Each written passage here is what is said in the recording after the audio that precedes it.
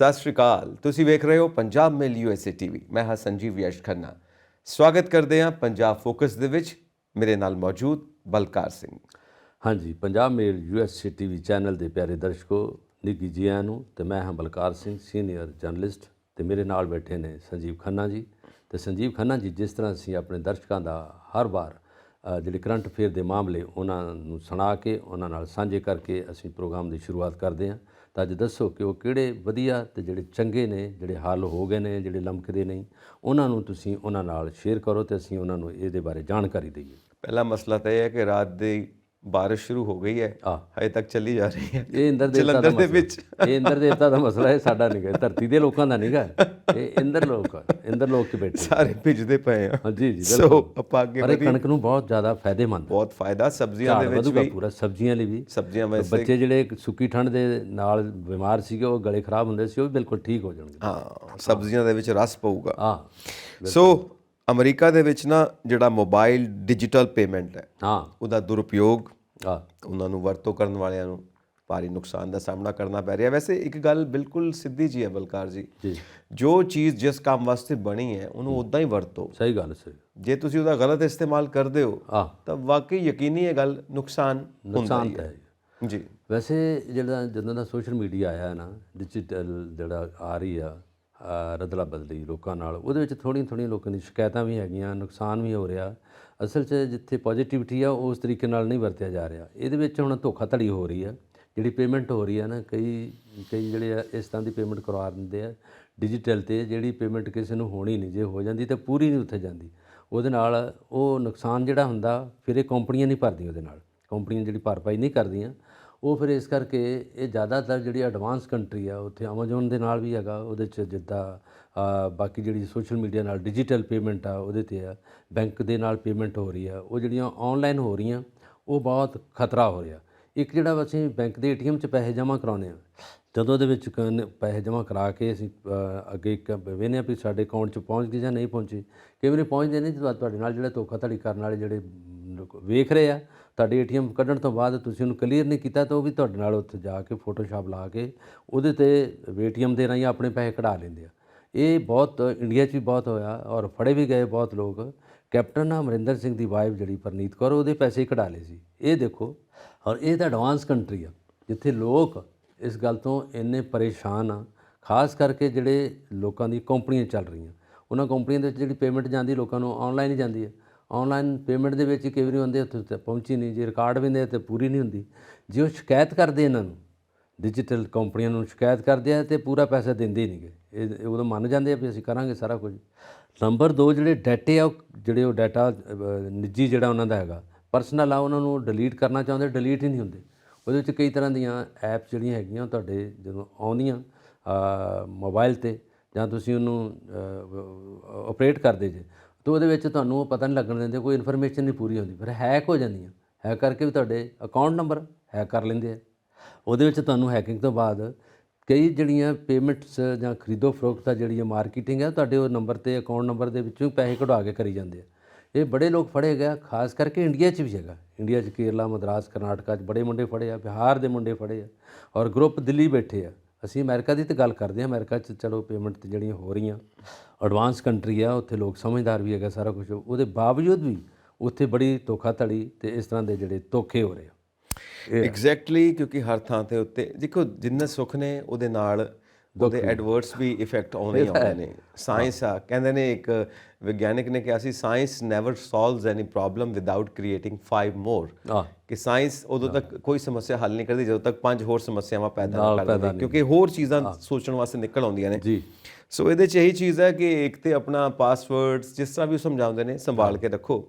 Hackers ਬੈਠੇ ਨੇ, ਸਭ ਕੁਝ ਹੈਗਾ, ਹਰ ਤਰ੍ਹਾਂ ਦਾ ਬ੍ਰੇਨ ਬੈਠਾ ਹੈ ਜੋ ਸ਼ਾਰਪ ਤੋਂ ਸ਼ਾਰਪ ਹੈ। ਔਰ ਕਈ ਲੋਕ ਆਪਣੀ ਸ਼ਾਰਪਨੈਸ ਜਿਹੜੀ ਹੈ ਨਾ, ਉਹ ਗਲਤ ਥਾਂ ਦੇ ਉੱਤੇ ਇਸਤੇਮਾਲ ਕਰਦੇ ਆ ਔਰ ਦੂਜਿਆਂ ਨੂੰ ਨੁਕਸਾਨ ਦਿੰਦੇ ਨੇ। ਪਰ ਆਖਿਰ ਕੁਦਰਤ ਵੀ ਕੋਈ ਚੀਜ਼ ਹੈ, ਧੋਖਾਧੜੀ ਕਰਨ ਵਾਲੇ ਇੱਕ ਦਿਨ ਖੁਦ ਧੋਖੇ ਦੇ ਵਿੱਚ। ਜੀ, OTP ਵੀ ਲੀਕ ਹੁੰਦੀ ਹੈ ਨਾ, OTP ਜਦੋਂ ਇਨਫੋਰਮ ਹੋ ਜਾਂਦੀ ਹੈ, ਦੂਜੇ ਕੋਲ ਚਲੇ ਜਾਂਦੀ ਹੈ। ਕਈ ਵਿਚਾਰੇ ਜਿਹੜੇ ਗਰੀਬ ਲੋਕ ਆ ਜਾਂ ਜਿਹੜੇ ਦੂਸਰੇ ਅਨਪੜ੍ਹ ਹੈਗੇ, ਉਹਨਾਂ ਨੂੰ OTP ਦਾ ਲਾ ਕੇ ਉਹ ਕਹਿੰਦੇ ਅਸੀਂ ਬੈਂਕ ਤੋਂ ਮੈਨੇਜਰ ਬੋਲ ਰਹੇ ਹਾਂ, ਤੁਹਾਡੇ ਅਕਾਊਂਟ ਦੇ ਵਿੱਚ ਕੋਡ ਨੰਬਰ ਬਦਲ ਰਿਹਾ ਹੈ ਨਾ, ISF ਕੋਡ ਨੰਬਰ ਬਦਲ ਰਹੇ ਹਾਂ, ਤੁਸੀਂ ਆਪਣਾ ਅਕਾਊਂਟ ਨੰਬਰ ਅਤੇ ਜਿਹੜਾ ਕਾਰਡ ਹੈ ਤੁਹਾਡੇ ATM ਦਾ, ਉਹਦਾ ਨੰਬਰ ਭੇਜੋ। ਕਈ ਵਿਚਾਰੇ ਭੇਜ ਦਿੰਦੇ ਆ। ਉਦੋਂ ਬਾਅਦ ਆਂਦੇ OTP ਆਉਣੀ, ਤੁਹਾਨੂੰ ਦੱਸੋ। OTP ਆ ਗਈ ਉਹਨਾਂ ਨੂੰ, ਉਦੋਂ ਬਾਅਦ OTP ਹੈਕ ਕਰਕੇ ਉਹਨਾਂ ਨੇ ਪੈਸਾ ਸਾਰਾ ਕਢਾ ਕੇ 15 ਮਿੰਟ 'ਚ ਹੀ ਪਾਸੇ ਹੁੰਦੇ ਆ। ਇਹ ਬਹੁਤ ਇੰਡੀਆ 'ਚ ਵੀ ਹੋਇਆ। ਔਰ ਮੇਰਾ ਖਿਆਲ ਗੱਲ ਤਾਂ ਚਲੋ ਅਮਰੀਕਾ ਤੋਂ ਸ਼ੁਰੂ ਹੀ ਰਹੀ, ਐਡਵਾਂਸ ਕੰਟਰੀ ਹੈ, ਉਹ ਤਾਂ ਗੱਲ ਨੂੰ ਕਿਤੇ ਨਾ ਕਿਤੇ ਸੰਭਾਲ ਲੈਂਦੇ ਆ। ਜਿਹੜੇ ਸਾਡੇ ਪਿੰਡਾਂ 'ਚ ਰਹਿ ਰਹੇ ਪੰਜਾਬ ਦੇ ਲੋਕ, ਬਿਹਾਰ ਮਦਰਾਸ ਦੇ ਲੋਕ, ਉਹ ਵਿਚਾਰੇ ਇਲਿਟਰੇਟ ਅਨਪੜ੍ਹ ਲੋਕ ਹੈਗੇ, ਉਹ ਜਦੋਂ ਇਹਨਾਂ ਕੰਮਾਂ ਨਾਲ ਵਰਤਦੇ ਆ ਉਹ ਨੁਕਸਾਨ ਹੀ ਉਠਾਉਂਦੇ ਆ। ਔਰ ਬਹੁਤ ਪੈਸਾ ਲੋਕਾਂ ਦਾ ਜਾਂ ਹੀ ਚਲੇ ਗਿਆ। ਉਹ ਚਾਹੁੰਦੇ ਸੀ ਕਿ ਸਹੂਲਤ ਵੱਡੀ ਆ, ਪਰ ਜਿਨ੍ਹਾਂ ਦੇ ਹੇਠ ਗੇੜ 'ਚ ਨਹੀਂ ਹੁੰਦੀ, ਜਿਨ੍ਹਾਂ ਨੂੰ ਇਹਦਾ ਨੌਲੇਜ ਨਹੀਂ ਗਾ, ਉਹ ਵਿਚਾਰੇ ਮਾਂਜੇ ਜਾਂਦੇ ਆ, ਬੜੇ ਬੁਰੀ ਤਰ੍ਹਾਂ ਨੁਕਸਾਨ। ਸਹੀ ਗੱਲ ਹੈ। ਹਾਂ, ਚਲੋ ਆਪਾਂ ਹੁਣ ਡਿਜੀਟਲ ਵਰਲਡ ਤੋਂ ਅੱਗੇ ਚੱਲੀਏ। ਅੱਗੇ ਵੀ ਆਪਾਂ ਡਿਜੀਟਲ ਵਰਲਡ ਦੀ ਗੱਲ ਕਰਾਂਗੇ ਕਿ ਪੰਜਾਬ ਦੇ ਵਿੱਚ ਜਿਹੜੇ ਮੋਬਾਈਲ ਕਨੈਕਸ਼ਨਸ ਨੇ ਆਹ ਉਹਨਾਂ ਦੀ ਗਿਣਤੀ ਘਟੀ, ਮੋਬਾਈਲ ਕਨੈਕਸ਼ਨਸ ਦੀ ਗਿਣਤੀ ਘਟ ਗਈ ਹੈ, ਪਰ ਜਿਹੜੇ ਬ੍ਰੌਡਬੈਂਡ ਨੇ ਉਹਨਾਂ ਦੇ ਕਨੈਕਸ਼ਨ ਵਧੇ ਨੇ। ਉਹਨਾਂ ਨਾਲ ਵਧੇ। ਉੱਤੇ ਸਹੂਲਤਾਂ ਬਹੁਤ ਹੈਗੀਆਂ, WhatsApp ਦੀ ਆ, ਡਿਜੀਟਲ ਦੀ ਆ, ਤੁਹਾਡੇ ਕੋਲ ਇੰਸਟਾਗ੍ਰਾਮ ਦੀ ਹੈਗੀ ਆ, ਉਹਦੇ 'ਚ ਕਈ ਸਹੂਲਤਾਂ ਹੈਗੀਆਂ। ਔਰ ਉਹਦੇ 'ਚ ਫੋਨ ਤੁਹਾਡਾ ਸਿੱਧਾ ਹੀ ਜਾਊਗਾ, WhatsApp 'ਤੇ ਇਨਫੋਰਮੇਸ਼ਨ ਜਾਊਗੀ ਤੁਹਾਡੀ ਸਾਰੀ ਦੀ ਸਾਰੀ, ਜੋ ਡਾਟਾ ਭੇਜਣੇ ਤੁਸੀਂ WhatsApp 'ਤੇ ਭੇਜੀ ਜਾਦੇ, ਸਾਰਾ ਕੁਝ Facebook ਦੇ ਨਾਲ ਵੀ ਅਟੈਚ ਹੈਗਾ। ਔਰ ਇਹ ਘਟਿਆ ਖੰਨਾ ਜੀ ਪਤਾ ਕਦੋਂ? ਜਦੋਂ ਕਿਸਾਨ ਅੰਦੋਲਨ ਪੂਰੇ ਜੋਬਨ 'ਤੇ ਸੀ, ਜਦੋਂ ਦਿੱਲੀ 'ਚ ਆਇਆ ਸੀਗੇ, ਉਹਦੇ ਵਿੱਚ ਉਦੋਂ ਘੱਟੋ ਘੱਟ ਵੀ ਜਿੰਨੇ 2 ਕਰੋੜ ਦੇ ਕਰੀਬ ਜਿਹੜਾ ਇੰਡੀਆ 'ਚੋਂ ਇਹ ਡਾਊਨ ਚਲੇ ਗਿਆ ਸੀਗਾ। ਔਰ ਇਹ ਨੰਬਰ 2 ਪਤਾ ਹੋਇਆ ਕਿ ਲਿੰਕ ਤੋੜ ਦਿੱਤੇ ਗਏ ਸੀਗੇ ਕਿਸਾਨਾਂ ਨੇ। ਜਿਹੜਾ ਜੀਓ ਰਿਲਾਇੰਸ ਹੈਗਾ, ਇਹਦੇ ਟਾਵਰ ਵੀ ਤੋੜਤੇ ਇਹਨਾਂ ਨੇ। ਇਹਨਾਂ ਦੇ ਜਿੱਥੇ ਸ਼ਾਪਿੰਗ ਸੈਂਟਰ ਆ ਉਹਨਾਂ 'ਚ ਵੀ ਇਹਨਾਂ ਨੇ ਬਾਈਕਾਟ ਕਰਤਾ ਹੈ ਵੀ ਇਹਨਾਂ ਕੋਲ ਖਰੀਦਦਾਰੀ ਨਹੀਂ ਕਰਨੀ। ਔਰ ਜਿੰਨੇ ਕਾਰਪੋਰੇਟਰਸ ਘਰਾਣੇ ਸੀਗੇ ਉਹਨਾਂ ਨਾਲ ਇਹਨਾਂ ਨੇ ਬਾਈਕਾਟ ਕਰਤਾ ਸੀ ਕਿਸਾਨਾਂ ਨੇ। ਔਰ ਉਦੋਂ ਵੀ ਬਹੁਤ ਘਾਟੇ 'ਚ ਗਈ ਹੈ ਕਮਿਊਨੀਕੇਸ਼ਨ, ਜਿਹਦੇ ਵਿੱਚ ਬਾਕੀ ਜੀਓ ਜਿਹੜਾ ਇਹਨਾਂ ਦਾ ਹੈਗਾ ਸੀਗਾ ਕੰਪਨੀ ਆ ਕਮਿਊਨੀਕੇਸ਼ਨ ਦੀ, ਉਹਦੇ 'ਚ ਇਹਨਾਂ ਡਿਸਕਨੈਕਟ ਕਰਵਾ ਲਏ ਸਾਰੇ ਕਨੈਕਸ਼ਨ। ਇਹਨਾਂ ਨੇ ਕਿਹਾ ਏਅਰਟੈਲ ਲੈ ਲਓ, BSNL ਲੈ ਲਓ। ਦੇਖੋ ਜਿਹੜਾ ਡਾਟਾ ਦੇ ਰਿਹਾ BSNL ਗੌਰਮੈਂਟ ਦਾ, ਇਹ ਪ੍ਰੋਵਾਈਡ ਕਰ ਰਿਹਾ ਸਾਰੀਆਂ ਪ੍ਰਾਈਵੇਟ ਕੰਪਨੀਆਂ ਨੂੰ, ਅਤੇ ਇਹ ਚੱਲਦਾ ਨਹੀਂ ਗਾ। ਇਹਦਾ ਬ੍ਰੌਡਬੈਂਡ ਵੀ ਘੱਟ ਚੱਲ ਰਿਹਾ, ਇਹਦਾ ਕਮਿਊਨੀਕੇਸ਼ਨ ਵੀ ਘੱਟ ਚੱਲ ਰਿਹਾ, ਇਹਦਾ ਮੋਬਾਈਲ ਵੀ ਘੱਟ ਚੱਲ ਰਿਹਾ, ਸਪੀਡ ਹੀ ਬੜੀ ਸਲੋ ਆ। ਔਰ ਇਸ ਕਰਕੇ ਬਹੁਤ ਲੋਕ ਪ੍ਰੈਫਰ ਨਹੀਂ ਕਰ ਰਹੇ BSNL ਨੂੰ। ਜਿਹੜਾ BSNL ਜਿਹੜੀ ਕੰਪਨੀ ਹੈ ਪ੍ਰਾਈਵੇਟ, ਮੋਸਟਲੀ ਇਹਦੇ ਜਿੰਨੇ ਆਫਿਸਰ ਸੀ ਉਹ ਵਿਚਾਰੇ ਰਿਜ਼ਾਈਨ ਹੀ ਕਰ ਗਏ। ਇਸ ਕਰਕੇ ਰਿਜ਼ਾਈਨ ਕਰਕੇ ਉਹਨਾਂ ਨੂੰ ਪਤਾ ਲੱਗਾ ਸ਼ਾਇਦ ਇਹ ਪੈਨਸ਼ਨ ਨਹੀਂ ਦੇਣੀ ਇਹਨਾਂ ਨੇ, ਪ੍ਰੀ ਮੈਚਿਓਰ ਰਿਕਰੂਟਮੈਂਟ ਜਿਹੜੀ ਹੋਈ ਰਿਟਾਇਰਮੈਂਟ, ਉਹ ਉਹਨਾਂ ਨੇ ਛੱਡ ਦਿੱਤੀ। ਔਰ ਗੌਰਮੈਂਟ ਦੀ ਕੰਪਨੀ ਘਾਟੇ 'ਚ ਜਾ ਰਹੀ ਆ, ਪ੍ਰਾਈਵੇਟਾਈਜ਼ ਜਿਹੜੀਆਂ ਕੰਪਨੀਆਂ ਉਹ ਜਾ ਰਹੀਆਂ ਵਾਧੇ 'ਚ, ਪੈਸੇ 'ਚ ਖੇਡ ਰਹੀਆਂ। ਐਕਚੁਅਲੀ ਜਿਹੜੀ BJP ਸਰਕਾਰ, ਇਹਨਾਂ ਨੇ ਸਾਰੀ ਸਹੂਲਤ ਇਹਨਾਂ ਕੰਪਨੀਆਂ ਨੂੰ ਬਹੁਤ ਦਿੱਤੀ ਸੀ। ਏਅਰਟੈਲ ਔਰ ਜਿਹੜੀ ਅਬਾਨੀ ਦਾ ਰਿਲਾਇੰਸ ਅਤੇ ਜੀਓ ਆ, ਇਹਨਾਂ ਨੂੰ ਬਹੁਤ ਚਲੇ ਗਈਆਂ। ਈਵਨ ਜਿਹੜੇ ਟਾਵਰ ਸੀਗੇ BSNL ਵਾਲੇ, ਇਹ ਉਹਨਾਂ ਨੇ ਆਕੂਪਾਈ ਕਰ ਲਏ ਗਏ ਰਿਲਾਇੰਸ ਵਾਲਿਆਂ ਨੇ, ਲੱਗੇ ਲਗਾਈ। ਔਰ ਉਹਨਾਂ ਤੋਂ ਬਾਅਦ ਅੰਪਲਾਈ ਵਿਚਾਰੇ ਦੌੜ ਗਏ, ਉਹਨਾਂ ਨੇ ਛੱਡ ਦਿੱਤਾ। ਇਸ ਵੇਲੇ ਜੋ ਤਰਸਯੋਗ ਹਾਲਤ ਹੈਗੀ ਆ BSNL ਦੀ, ਬਹੁਤ ਮਾੜੀ ਹਾਲਤ ਹੈ। ਔਰ ਬਾਕੀ ਕੰਪਨੀ ਕਿਤੇ ਦੇ ਕਿਤੇ ਗਈਆਂ। ਔਰ ਪੰਜਾਬ 'ਚ ਨਹੀਂ ਸਿਰਫ ਡਿਸਕਨੈਕਟ ਲੋਕਾਂ ਨੇ ਆਪਣੇ ਕਨੈਕਸ਼ਨ ਕਰਾਏ, ਪੂਰੇ ਵਰਲਡ 'ਚ ਆਪਣੇ ਇੰਡੀਆ 'ਚ ਕਰਾ ਲਏ। ਇੰਡੀਆ 'ਚ ਇਸ ਕਰਕੇ ਕਰਾਏ ਕਿ ਜਿਹੜਾ ਅੰਦੋਲਨ ਸੀਗਾ ਪ੍ਰਵੇਲ ਕਰ ਗਿਆ ਸਾਰੇ ਭਾਰਤ ਵਿੱਚ ਹੀ। ਔਰ ਜਿੱਥੇ ਟਕੈਤ ਜੀ ਨੇ ਔਰ ਬਾਕੀ ਸੀ ਜਿਹੜੀ ਇੱਥੇ ਇਹਨਾਂ ਦੀਆਂ ਏਜੰਸੀਆਂ ਸਾਰੀਆਂ, ਉਹਨਾਂ ਨੇ ਲੋਕਾਂ ਨੂੰ ਕਹਿਤਾ ਵੀ ਸਾਡਾ ਇਹਨਾਂ ਨਾਲ ਕੋਈ ਵਾਸਤਾ ਨਹੀਂ ਗਾ, ਅਸੀਂ ਇਹਨਾਂ ਨਾਲ ਕੋਈ ਕੋਆਪਰੇਟ ਨਹੀਂ ਕਰਨਾ, ਤੁਸੀਂ ਜਿਹੜੀਆਂ ਇਹਨਾਂ ਨਾਲ ਜਿਹੜੀ ਸਹੂਲਤ ਦੇ ਰਹੇ ਆ ਇਹਨੂੰ ਤੋੜ ਦਿਓ, ਡਿਸਕਨੈਕਟ ਕਰ ਦਿਓ, ਤਾਂ ਅਸੀਂ ਨਹੀਂ ਲਵਾਂਗੇ। ਔਰ ਪਾ ਲਾ ਕੇ ਕਨੈਕਸ਼ਨ ਬਹੁਤ ਥੱਲੇ ਚਲੇ ਗਏ ਸੀ ਇਸੇ ਕਰਕੇ, ਕਿਉਂਕਿ ਜਿਹੜੇ ਲੋਕ ਕਿਸਾਨ ਸੀ ਇਹ ਤਾਂ ਵਰਤਦੇ ਨਹੀਂ ਸੀਗੇ, ਅਤੇ ਬਾਕੀ ਜਿਹੜੇ ਮੁੰਡੇ ਸੀ ਇਹ ਵਰਤਦੇ ਸੀ। ਮੁੰਡੇ ਸਾਰੇ ਬਾਹਰਲੇ ਦੇਸ਼ਾਂ 'ਚ ਬੈਠੇ ਆ, ਪਰ ਉਹਦੇ ਕੰਪੈਰੇਟਿਵਲੀ ਇੰਡੀਆ 'ਚ ਫਿਰ ਵੀ ਕਮਿਊਨੀਕੇਸ਼ਨ ਸਸਤਾ ਬਾਹਰਲੇ ਦੇਸ਼ਾਂ ਨਾਲੋਂ। ਬਿਲਕੁਲ ਸਹੀ ਗੱਲ ਹੈ। ਆਪਾਂ ਕਈ ਵਾਰ ਕਹਿੰਦੇ ਹਾਂ ਕਿ ਪ੍ਰਾਈਵੇਟ ਕੰਪਨੀ ਸਰਕਾਰੀ ਅਦਾਰਾ, ਉੱਥੇ ਵੀ ਲੋਕ ਕੰਮ ਕਰਦੇ ਨੇ ਤੇ ਉੱਥੇ ਵੀ ਲੋਕ ਕੰਮ ਕਰਦੇ ਨੇ। ਹੁਣ ਇਹ ਕਾਰਨ ਕੀ ਹੈ ਕਿ ਗਵਰਨਮੈਂਟ ਅਦਾਰੇ ਫੇਲ ਹੋ ਜਾਂਦੇ ਨੇ ਤੇ ਪ੍ਰਾਈਵੇਟ ਕੰਪਨੀਆਂ ਕਾਮਯਾਬ ਹੋ ਜਾਂਦੀਆਂ ਨੇ? ਉਹਦਾ ਕਾਰਨ ਕੀ ਹੈ? ਜਾਂ ਤਾਂ ਪਾਲਿਸੀ ਦਾ ਕਾਰਨ ਹੈ, ਜਾਂ ਫਿਰ ਕਰਨਾ ਹੀ ਇਹ ਕੁਝ ਚਾਹੁੰਦੇ ਹਾਂ ਅਸੀਂ ਕਿ ਪ੍ਰਾਈਵੇਟ ਅਦਾਰਿਆਂ ਨੂੰ ਬੰਦ ਕਰਕੇ ਸਭ ਕੁਝ ਨਿੱਜੀਕਰਨ ਕਰ ਦੇਣਾ ਚਾਹੁੰਦੇ ਹਾਂ, ਪ੍ਰਾਈਵੇਟਾਈਜ਼ ਕਰ ਦੇਣਾ ਚਾਹੁੰਦੇ ਹਾਂ, ਕਿ ਸਰਕਾਰ ਚਾਹੁੰਦੀ ਹੈ ਕਿ ਸਾਡੀ ਜ਼ਿੰਮੇਵਾਰੀ ਵੱਧ ਤੋਂ ਵੱਧ ਜਿਹੜੀ ਹੈ ਪ੍ਰਾਈਵੇਟ ਕੰਪਨੀਆਂ ਕੋਲ ਚਲੀ ਜਾਵੇ, ਸਾਡੀਆਂ ਜ਼ਿੰਮੇਵਾਰੀਆਂ ਘੱਟ ਜਾਣ। ਹੁਣ ਜੇ ਸਾਰਾ ਕੁਝ ਇੱਦਾਂ ਹੀ ਕਰਦੇ ਰਹੇ ਸਭ ਕੁਝ ਪ੍ਰਾਈਵੇਟਾਈਜ਼ ਹੋ ਜਾਂਦਾ ਹੈ, ਚਲੋ ਠੀਕ ਹੈ, ਉਸ ਤੋਂ ਬਾਅਦ ਗਵਰਨਮੈਂਟ ਕੀ ਕੰਮ ਕਰੇਗੀ? ਗਵਰਨਮੈਂਟ ਕੋਲ ਕਿਹੜਾ ਕੰਮ ਬਚੇਗਾ ਕਰਨ ਵਾਸਤੇ? ਗਵਰਨਮੈਂਟ ਕੋ ਖੰਨਾ ਜਿਹੜਾ ਇੱਕ ਤਾਂ ਕਮਿਸ਼ਨ ਆ ਰਿਹਾ ਉਹਨਾਂ ਨੂੰ ਐਜੂਕੇਸ਼ਨ ਦਾ, ਤੁਸੀਂ ਪੰਜਾਬ ਤੋਂ ਲੈ ਕੇ ਬਾਹਰਲੇ ਸੂਬਿਆਂ 'ਚ ਵੀ, ਹਰਿਆਣੇ 'ਚ ਚੱਲ ਜਾਓ, ਜਿੱਥੇ ਚੱਲ ਜਾਓ, ਦੁਕਾਨਾਂ ਵਾ ਪ੍ਰਾਈਵੇਟਾਈਜ਼ ਕਰਤਾ ਇਹਨਾਂ ਨੇ ਸਾਰਾ ਕੁਝ। ਉਹ ਜ਼ਮਾਨਾ ਵੀ ਤੁਸੀਂ ਦੇਖਿਆ ਹੋਊਗਾ ਆਪਣੇ ਦਾਦੇ ਪੜਦਾਦੇ ਵਾਲਾ ਜਾਂ ਉਦੋਂ ਪਹਿਲੋਂ ਵਾਲਾ। ਮੈਂ ਖੁਦ ਵੇਖਿਆ ਸਰਕਾਰੀ ਸਕੂਲਾਂ 'ਚ ਜੋ ਸਹੂਲਤਾਂ ਸੀਗੀ ਬਹੁਤ ਅੱਛਾ ਸੀਗਾ, ਸਿੰਪਲ ਸੀਗੇ, ਪਰ ਸਿਲੇਬਸ ਬੜੇ ਅੱਛੇ ਸੀਗੇ। ਔਰ ਉਦੋਂ ਬਾਅਦ IPS IAS general colonel brigadier ਸਾਰੇ ਕਮਾਂਡਰ ਉਹਨਾਂ ਸਕੂਲਾਂ ਦੇ ਪੜ੍ਹੇ ਲਿਖੇ ਆ। ਹੁਣ ਇਹਨਾਂ ਨੇ ਕੀ ਬਿੱਲੇ ਲਾਤੇ ਆ ਉਹਨਾਂ ਸਕੂਲਾਂ 'ਚ, ਕੀ ਕੁਝ ਦੇ ਦਿੱਤਾ। ਈਵਨ ਇਹੀ ਸਾਰਾ ਕੁਝ ਹੋਇਆ ਸੰਚਾਰ ਮਹਿਕਮੇ 'ਚ ਵੀ। ਜਿਹੜਾ ਇਹ ਅਸੀਂ ਏਅਰਟੈਲ ਦੀ ਗੱਲ ਕਰਦੇ ਹਾਂ, ਜੀਓ ਦੀ ਗੱਲ ਕਰਦੇ ਹਾਂ, ਪ੍ਰਾਈਵੇਟ ਕੰਪਨੀਆਂ ਦੂਜਿਆਂ ਦੀ ਗੱਲ ਕਰਦੇ ਹਾਂ, ਵੋਡਾਫੋਨ ਦੀ ਗੱਲ ਕਰਦੇ ਹਾਂ, ਉਹਨਾਂ ਨੂੰ ਸਾਰਿਆਂ ਨੂੰ ਸਹੂਲਤਾਂ ਦੇਤੀਆਂ। ਜਿਹੜਾ ਸਰਕਾਰੀ ਤੌਰ 'ਤੇ ਮੀਡੀਆ ਇਹਨਾਂ ਦਾ ਸੀ ਆਪਣਾ ਮਹਿਕਮਾ, ਉਹਨੂੰ ਇਹਨਾਂ ਨੇ ਲੈਟ ਡਾਊਨ ਕਰਤਾ। ਇਸ ਕਰਕੇ ਕਰਤਾ, ਉਹਨਾਂ ਨੂੰ ਸਹੂਲਤਾਂ ਨਹੀਂ ਦਿੱਤੀਆਂ, ਰਿਕਰੂਟਮੈਂਟ ਬੰਦ ਕਰ ਦਿੱਤੀ। ਉਹ ਕੰਮ ਕਾਹਦੇ ਨਾਲ ਕਰਨਗੇ? ਕੰਮ ਤਾਂ ਉਹਨਾਂ ਉਹੀ ਕਰਨਾ ਜੇ ਬਹਿਣ ਦੀ ਜਗ੍ਹਾ ਹੋਊਗੀ, ਜਿੱਥੇ ਸਹੂਲਤਾਂ ਹੋਣਗੀਆਂ, ਫੈਸਿਲਿਟੀ ਹੋਊਗੀ, ਤਾਂ ਹੀ ਅੱਗੇ ਚੱਲਣਗੇ। ਇਕੱਲੀ ਤਨਖਾਹ ਤਾਂ ਉਹਨਾਂ ਨੇ ਇਹ ਨਹੀਂ ਵਰਤਣੀ ਹੈਗੀ, ਉਹਨਾਂ ਨੇ ਲੋਕਾਂ ਦੇ ਜਿਹੜੀਆਂ ਸ਼ਿਕਾਇਤਾਂ ਵੀ ਦੂਰ ਕਰਨੀਆਂ। ਇਸ ਕਰਕੇ ਇਸ ਵੇਲੇ BSNL ਦੀ ਹਾਲਤ ਜਿਹੜੀ ਹੈਗੀ ਤਰਸਯੋਗ ਹੈ। ਬਾਕੀ ਵੀ ਏਅਰਟੈਲ ਤੁਸੀਂ ਜਿੱਥੇ ਲਾਓ ਉੱਥੇ ਨੁੱਕਰਾਂ 'ਚ ਵੀ ਚੱਲ ਜੂਗਾ ਦਾ ਕਮਿਊਨੀਕੇਸ਼ਨ। BSNL ਤੁਸੀਂ ਪਿੰਡ 'ਤੇ ਜਾਓਗੇ, ਦੂਰ ਜਾਓਗੇ, ਟਾਵਰ ਤੁਹਾਡਾ ਕੈਚ ਨਹੀਂ ਕਰ ਰਿਹਾ, ਲੈ ਹੀ ਨਹੀਂ ਰਿਹਾ ਉੱਥੇ, ਹੈ ਨਾ। ਇਸੇ ਤਰ੍ਹਾਂ ਦਾ ਹੋਇਆ। ਇਸੇ ਤਰ੍ਹਾਂ ਜੇ ਸੰਚਾਰ ਮੀਡੀਆ ਦਾ ਹੋ ਗਿਆ, ਦੂਰਦਰਸ਼ਨ ਦਾ ਵੀ ਇਸੇ ਤਰ੍ਹਾਂ ਦਾ ਹੋ ਗਿਆ। ਬਾਕੀ ਚੈਨਲ ਜਿਹੜੇ ਆ ਉਹ ਉਹਨਾਂ ਦੇ ਆਉਣ ਨਾਲ ਰੇਡੀਓ ਦਾ ਵੀ ਇਹੀ ਹਾਲ ਹੋ ਗਿਆ। ਜੋ ਫੈਸਿਲਿਟੀ ਪਹਿਲਾਂ ਸੀ, ਲੋਕ ਜਿੰਨੇ ਵਿਊਵਰਸ ਸੀਗੇ, ਜਿੰਨੇ ਉਹਨਾਂ ਨੂੰ ਸੁਣਨ ਵਾਲੇ ਸੀ, ਉਹਨਾਂ ਦੇ ਲਿਸਨਰ ਸੀਗੇ, ਉਹਨੇ ਨਹੀਂ ਰਹੇ। ਨਹੀਂ ਤਾਂ ਰੇਡੀਓ ਦਾ ਕਿੱਥੋਂ ਤੱਕ ਇਹਨਾਂ ਦੀ ਜਿਹੜੀ ਹੈਗੀ ਸੀ ਰੈਵੋਲੂਸ਼ਨ, ਕਿੱਥੋਂ ਤੱਕ ਇਹਨਾਂ ਨੇ ਇਨਫੋਰਮੇਸ਼ਨ ਗਏ। ਦੂਰਦਰਸ਼ਨ ਦਾ ਕਿੱਥੋਂ ਤੱਕ ਚਲੇ ਗਈ ਆ। ਫਿਲਮਾਂ ਵੀ ਸਾਡੀਆਂ ਥੱਲੇ ਚਲੇ ਗਈਆਂ। ਤੁਸੀਂ ਹੁਣ ਜਾ ਕੇ ਬੰਬੇ 'ਚ ਦੇਖੋ, ਫਿਲਮ ਸਿਟੀ ਦੇ ਵਿੱਚ ਜਿਹੜੀਆਂ ਫਿਲਮਾਂ ਆ ਰਹੀਆਂ, ਉਹਨਾਂ ਦੇ ਹਾਲਤ ਦੇਖੋ, ਉਹਨਾਂ ਦਾ ਬਜਟ ਦੇਖੋ, ਕਿੱਥੇ ਚੱਲ ਰਹੀਆਂ, ਕੀ ਹੈਗਾ। ਬੇਸਿਕਲੀ ਜਿਹੜਾ ਸੋਸ਼ਲ ਮੀਡੀਆ, ਇਹਨੇ ਵੀ ਓਵਰ ਪਾਵਰ ਕੀਤਾ ਲੋਕਾਂ ਨੂੰ। ਦੂਜੇ ਪਾਸੇ ਲੋਕ ਜਿਹੜੇ ਆ ਬਾਹਰ ਵੀ ਚਲੇ ਗਏ, ਕਮਿਊਨੀਕੇਸ਼ਨ ਸਾਡਾ ਗਵਾਚ ਗਿਆ, ਸਾਰੀਆਂ ਚੀਜ਼ਾਂ। ਈਵਨ ਐਜੂਕੇਸ਼ਨ ਤੋਂ ਅਸੀਂ ਸ਼ੁਰੂ ਕਰੀਏ ਤਾਂ ਬਾਕੀ ਚੀਜ਼ਾਂ ਕਿਹੜੀਆਂ ਸਾਡੇ ਹੱਥ 'ਚ ਆ ਗਈਆਂ। ਇਸੇ ਕਰਕੇ ਸਿਸਟਮ ਦੇ ਵਿੱਚ ਇਹਨਾਂ ਨੇ ਸਾਬੋਟਾਜ ਕਰਤਾ, ਸਿਸਟਮ ਨੂੰ ਤੋੜ ਭੰਨ ਕਰ ਦਿੱਤੀ ਆ। ਉਹਨੂੰ ਫਿਰ ਦੁਬਾਰਾ ਨਵੇਂ ਸਿਰਿਓਂ ਉਹਨੂੰ ਉਸ ਮੂਲ 'ਤੇ ਲਿਆਉਣਾ, ਉਸ ਬੇਸ 'ਤੇ ਲਿਆਉਣਾ ਟਾਈਮ ਲੱਗੂਗਾ, ਬਹੁਤ ਟਾਈਮ ਲੱਗੂਗਾ। ਇਸ ਕਰਕੇ ਆ ਲੋਕ ਤਾਂ ਦੇ ਅਭੀਰਾਂ ਘੱਤ ਕੇ ਬਾਹਰਲੇ ਦੇਸ਼ਾਂ 'ਚ ਜਾ ਬੈਠੇ ਆ, ਕਿਉਂਕਿ ਸਾਡੇ ਦੇਸ਼ 'ਚ ਹਰ ਚੀਜ਼ ਹੈਗੀ ਆ। ਕਦੀ ਅਸੀਂ 4G ਆ, ਕਦੀ ਆਂਦੀ ਸਰਕਾਰ ਹੁਣ 5G ਆ ਰਿਹਾ, ਜਦੋਂ ਕਿ ਪ੍ਰੈਕਟੀਕਲੀ ਤੌਰ 'ਤੇ ਲੋਕਾਂ ਦੇ ਹੱਥ ਵਿੱਚ ਕੁਝ ਨਹੀਂ ਹੈਗਾ। ਸਹੀ ਕਹਿ ਰਹੇ ਹੋ, ਕਿਉਂਕਿ ਪਤਾ ਹੀ ਨਹੀਂ ਲੱਗਦਾ ਕਿਹੜੀ ਪਾਲਿਸੀ ਕਿੱਧਰ ਜਾ ਰਹੀ ਹੈ, ਕਿਹੜੀ ਪਾਲਿਸੀ ਕਿੱਧਰ ਜਾ ਰਹੀ ਹੈ, ਕੁਝ ਸਮਝ ਨਹੀਂ ਆਉਂਦਾ। ਬਿਲਕੁਲ ਸਹੀ ਗੱਲ। ਅਚਾਨਕ ਹੀ ਕੁਝ ਹੋ ਜਾਂਦਾ ਹੈ, ਫਿਰ ਕਹਿੰਦੇ ਨੇ ਉਹ ਬੰਦ ਵੀ ਹੋ ਗਈ ਹੈ। ਬੰਦ ਵੀ ਹੋ ਗਈ। ਇਹ ਸਾਰਾ ਹਾਦਸਾ ਬਣਾਇਆ ਇਹਨਾਂ ਨੇ। ਮੈਂ ਹੱਸਿਆ ਤਦ ਹੈਗਾ ਕਿ ਉਹ ਹੀ ਹੈ ਕਿ ਪਤਾ ਨਹੀਂ ਲੱਗਦਾ ਕਰਨਾ ਕੀ ਚਾਹੁੰਦੇ ਹੋ। ਸਾਰੇ ਲੋਕ ਇਹੀ ਕਹਿੰਦੇ ਕਰਨਾ ਕੀ ਚਾਹੁੰਦੇ ਹੋ, ਪਤਾ ਹੀ ਨਹੀਂ। ਹਾਂ, ਮਤਲਬ ਪਪੂਲਰ ਪੋਲਿਟਿਕਸ ਖੇਡਣਾ ਹੈ, ਬਸ, ਜਿਹਦੇ ਨਾਲ ਵੋਟਾਂ ਖਿੱਚੀਆਂ ਜਾ ਸਕਣ। ਕਦੀ ਇੱਧਰ ਨੂੰ ਤੁਰ ਪੋ, ਇਹ ਵੀ ਐਕਸਪੈਰੀਮੈਂਟ ਕਰਕੇ ਦੇਖ ਲਓ, ਇਹ ਵੀ ਤਜਰਬਾ ਕਰਕੇ ਦੇਖ ਲਓ, ਇੱਧਰ ਨੂੰ ਤੁਰ ਪੋ। ਨਹੀਂ ਜੀ, ਇਹਦੇ ਨਾਲ ਤੇ ਕੁਝ ਨਹੀਂ ਹੁੰਦਾ ਪਿਆ, ਲੋਕਾਂ ਦੇ ਮਨ 'ਚ ਕੋਈ ਜਗ੍ਹਾ ਨਹੀਂ ਬਣਦੀ ਪਈ, ਚਲੋ ਫਿਰ ਆਹ ਕਰਕੇ ਦੇਖ ਲਓ। ਇਹ ਕੀ ਹੈ? ਪੈਸਾ ਲਾਓ, ਗਵਰਨਮੈਂਟ ਦਾ ਪੈਸਾ ਬਰਬਾਦ ਕਰੋ, ਲੋਕਾਂ ਦਾ ਪੈਸਾ ਬਰਬਾਦ ਕਰੋ। ਕੋਈ ਸਟ੍ਰੈਟਜੀ ਤਾਂ ਹੋਣੀ ਚਾਹੀਦੀ ਹੈ, ਕੋਈ ਦੇਸ਼ ਦਾ ਕੋਈ ਮੂੰਹ ਮੁਹਾਂਦਰਾ ਤੁਸੀਂ ਬਣਾਓ। ਗੱਲਾਂ ਨਾਲ ਤੁਸੀਂ ਦੇਖੋ ਇਸ ਵਕਤ ਇਕਨੋਮੀ ਦਾ ਜੋ ਹਾਲ ਹੈ ਅਸੀਂ ਸਾਰੇ ਜਾਣਦੇ ਹਾਂ, ਹਿੱਲੀ ਪਈ ਹੈ। ਫਿਰ ਵੀ ਆંકੜੇ ਜਿਹੜੇ ਆ ਰਹੇ ਨੇ ਬੜੇ ਆ ਰਹੇ, ਗਰੋਥ ਕਿੱਥੇ ਪਹੁੰਚ ਗਏ ਆਂਦੇ। ਔਰ ਕਈ ਐਕਸਪਰਟ ਕਹਿੰਦੇ ਨੇ ਕਿ ਇਹ ਆંકੜੇ ਸਹੀ ਨਹੀਂ ਹੈਗੇ। ਨਹੀਂ, ਪਤਾ, ਕਿਉਂਕਿ ਆਮ ਲੋਕਾਂ ਨੂੰ ਕੀ ਪਤਾ ਨਾ। ਇਹ ਤਾਂ ਜਿਹੜੇ ਅਕੈਡਮਿਕ ਲਾਈਫ ਦੇ ਵਿੱਚ ਹੈਗੇ ਨੇ, ਜਿਹੜੇ ਪ੍ਰੋਫੈਸਰਸ ਨੇ ਜਾਂ ਇਕਨੋਮਿਸਟ ਨੇ, ਉਹਨਾਂ ਨੂੰ ਪਤਾ ਲੱਗ ਸਕਦਾ ਹੈ। ਅਰਥਸ਼ਾਸਤਰੀ ਨੂੰ ਪਤਾ, ਜਿਨ੍ਹਾਂ ਨੇ ਇਕਨੋਮਿਕਸ ਪੜ੍ਹੀ ਉਹਨਾਂ ਨੂੰ ਪਤਾ, ਜਿਨ੍ਹਾਂ ਨੇ ਮੈਥ ਪੜ੍ਹਿਆ ਉਹਨਾਂ ਨੂੰ ਪਤਾ, ਦੂਜਿਆਂ ਨੂੰ ਕੀ ਪਤਾ, ਆਮ ਲੋਕਾਂ ਨੂੰ ਕੀ ਪਤਾ ਨਾ। ਕਈ ਐਕਸਪਰਟਸ ਕਹਿੰਦੇ ਨੇ ਕਿ ਇਕਨੋਮੀ ਮਾਈਨਸ 'ਚ ਚਲੀ ਗਈ ਹੈ ਸਾਡੀ, ਇਹ ਵੀ ਕਹਿੰਦੇ ਨੇ। ਹੁਣ ਐਗਜ਼ੈਕਟ ਪੋਜੀਸ਼ਨ ਕੀ ਹੈ ਸਾਨੂੰ ਪਤਾ ਨਹੀਂ, ਪਰ ਜੋ ਹਾਲਾਤ ਦਿਖਦੇ ਪਏ ਨੇ, ਲੋਕਾਂ ਦੀ ਜੋ ਹਾਲਤ ਦਿਖਦੀ ਪਈ ਹੈ, ਉਹ ਬੜੀ ਅਜੀਬ ਜੀ ਹੈ। ਹੁਣ ਆਉਣ ਵਾਲਾ ਬਜਟ ਆ ਰਿਹਾ 2023 ਦਾ, ਉਹ 'ਚ ਵੀ ਪਤਾ ਲੱਗ ਜਾਣਾ। ਉਹ ਦੇਖੋ ਉਹਨਾਂ ਨੂੰ ਸਿਖਰਾਂ 'ਤੇ ਪਹੁੰਚਾ ਦੇਣਾ ਕਿ ਅਸੀਂ ਆਹ ਸਹੂਲਤਾਂ ਦਿੱਤੀਆਂ, ਇੰਨੇ ਅਰਬ ਖਰਚ ਦਿੱਤਾ, ਸਿਹਤ 'ਤੇ ਖਰਚ ਦਿੱਤਾ। ਜਿੱਦਾਂ ਪੰਜਾਬ ਗੌਰਮੈਂਟ ਵੀ ਕਹਿ ਰਹੀ ਹੈ, ਉਹਨਾਂ ਵੀ ਕਹਿਤਾ, ਉਹਨਾਂ ਵੀ ਕਹਿਣਾ ਆਹ ਨਵੇਂ ਮੁੰਡਿਆਂ ਦੀ ਰਿਕਰੂਟਮੈਂਟ, ਆਹ ਅਪੁਆਇੰਟਮੈਂਟ ਦੇਤੀਆਂ। ਸਾਰਾ ਕੁਝ ਕਾਗਜ਼ੀ ਕਾਰਵਾਈ ਆ, ਪ੍ਰੈਕਟੀਕਲ ਤੌਰ 'ਤੇ ਜ਼ੀਰੋ ਆ।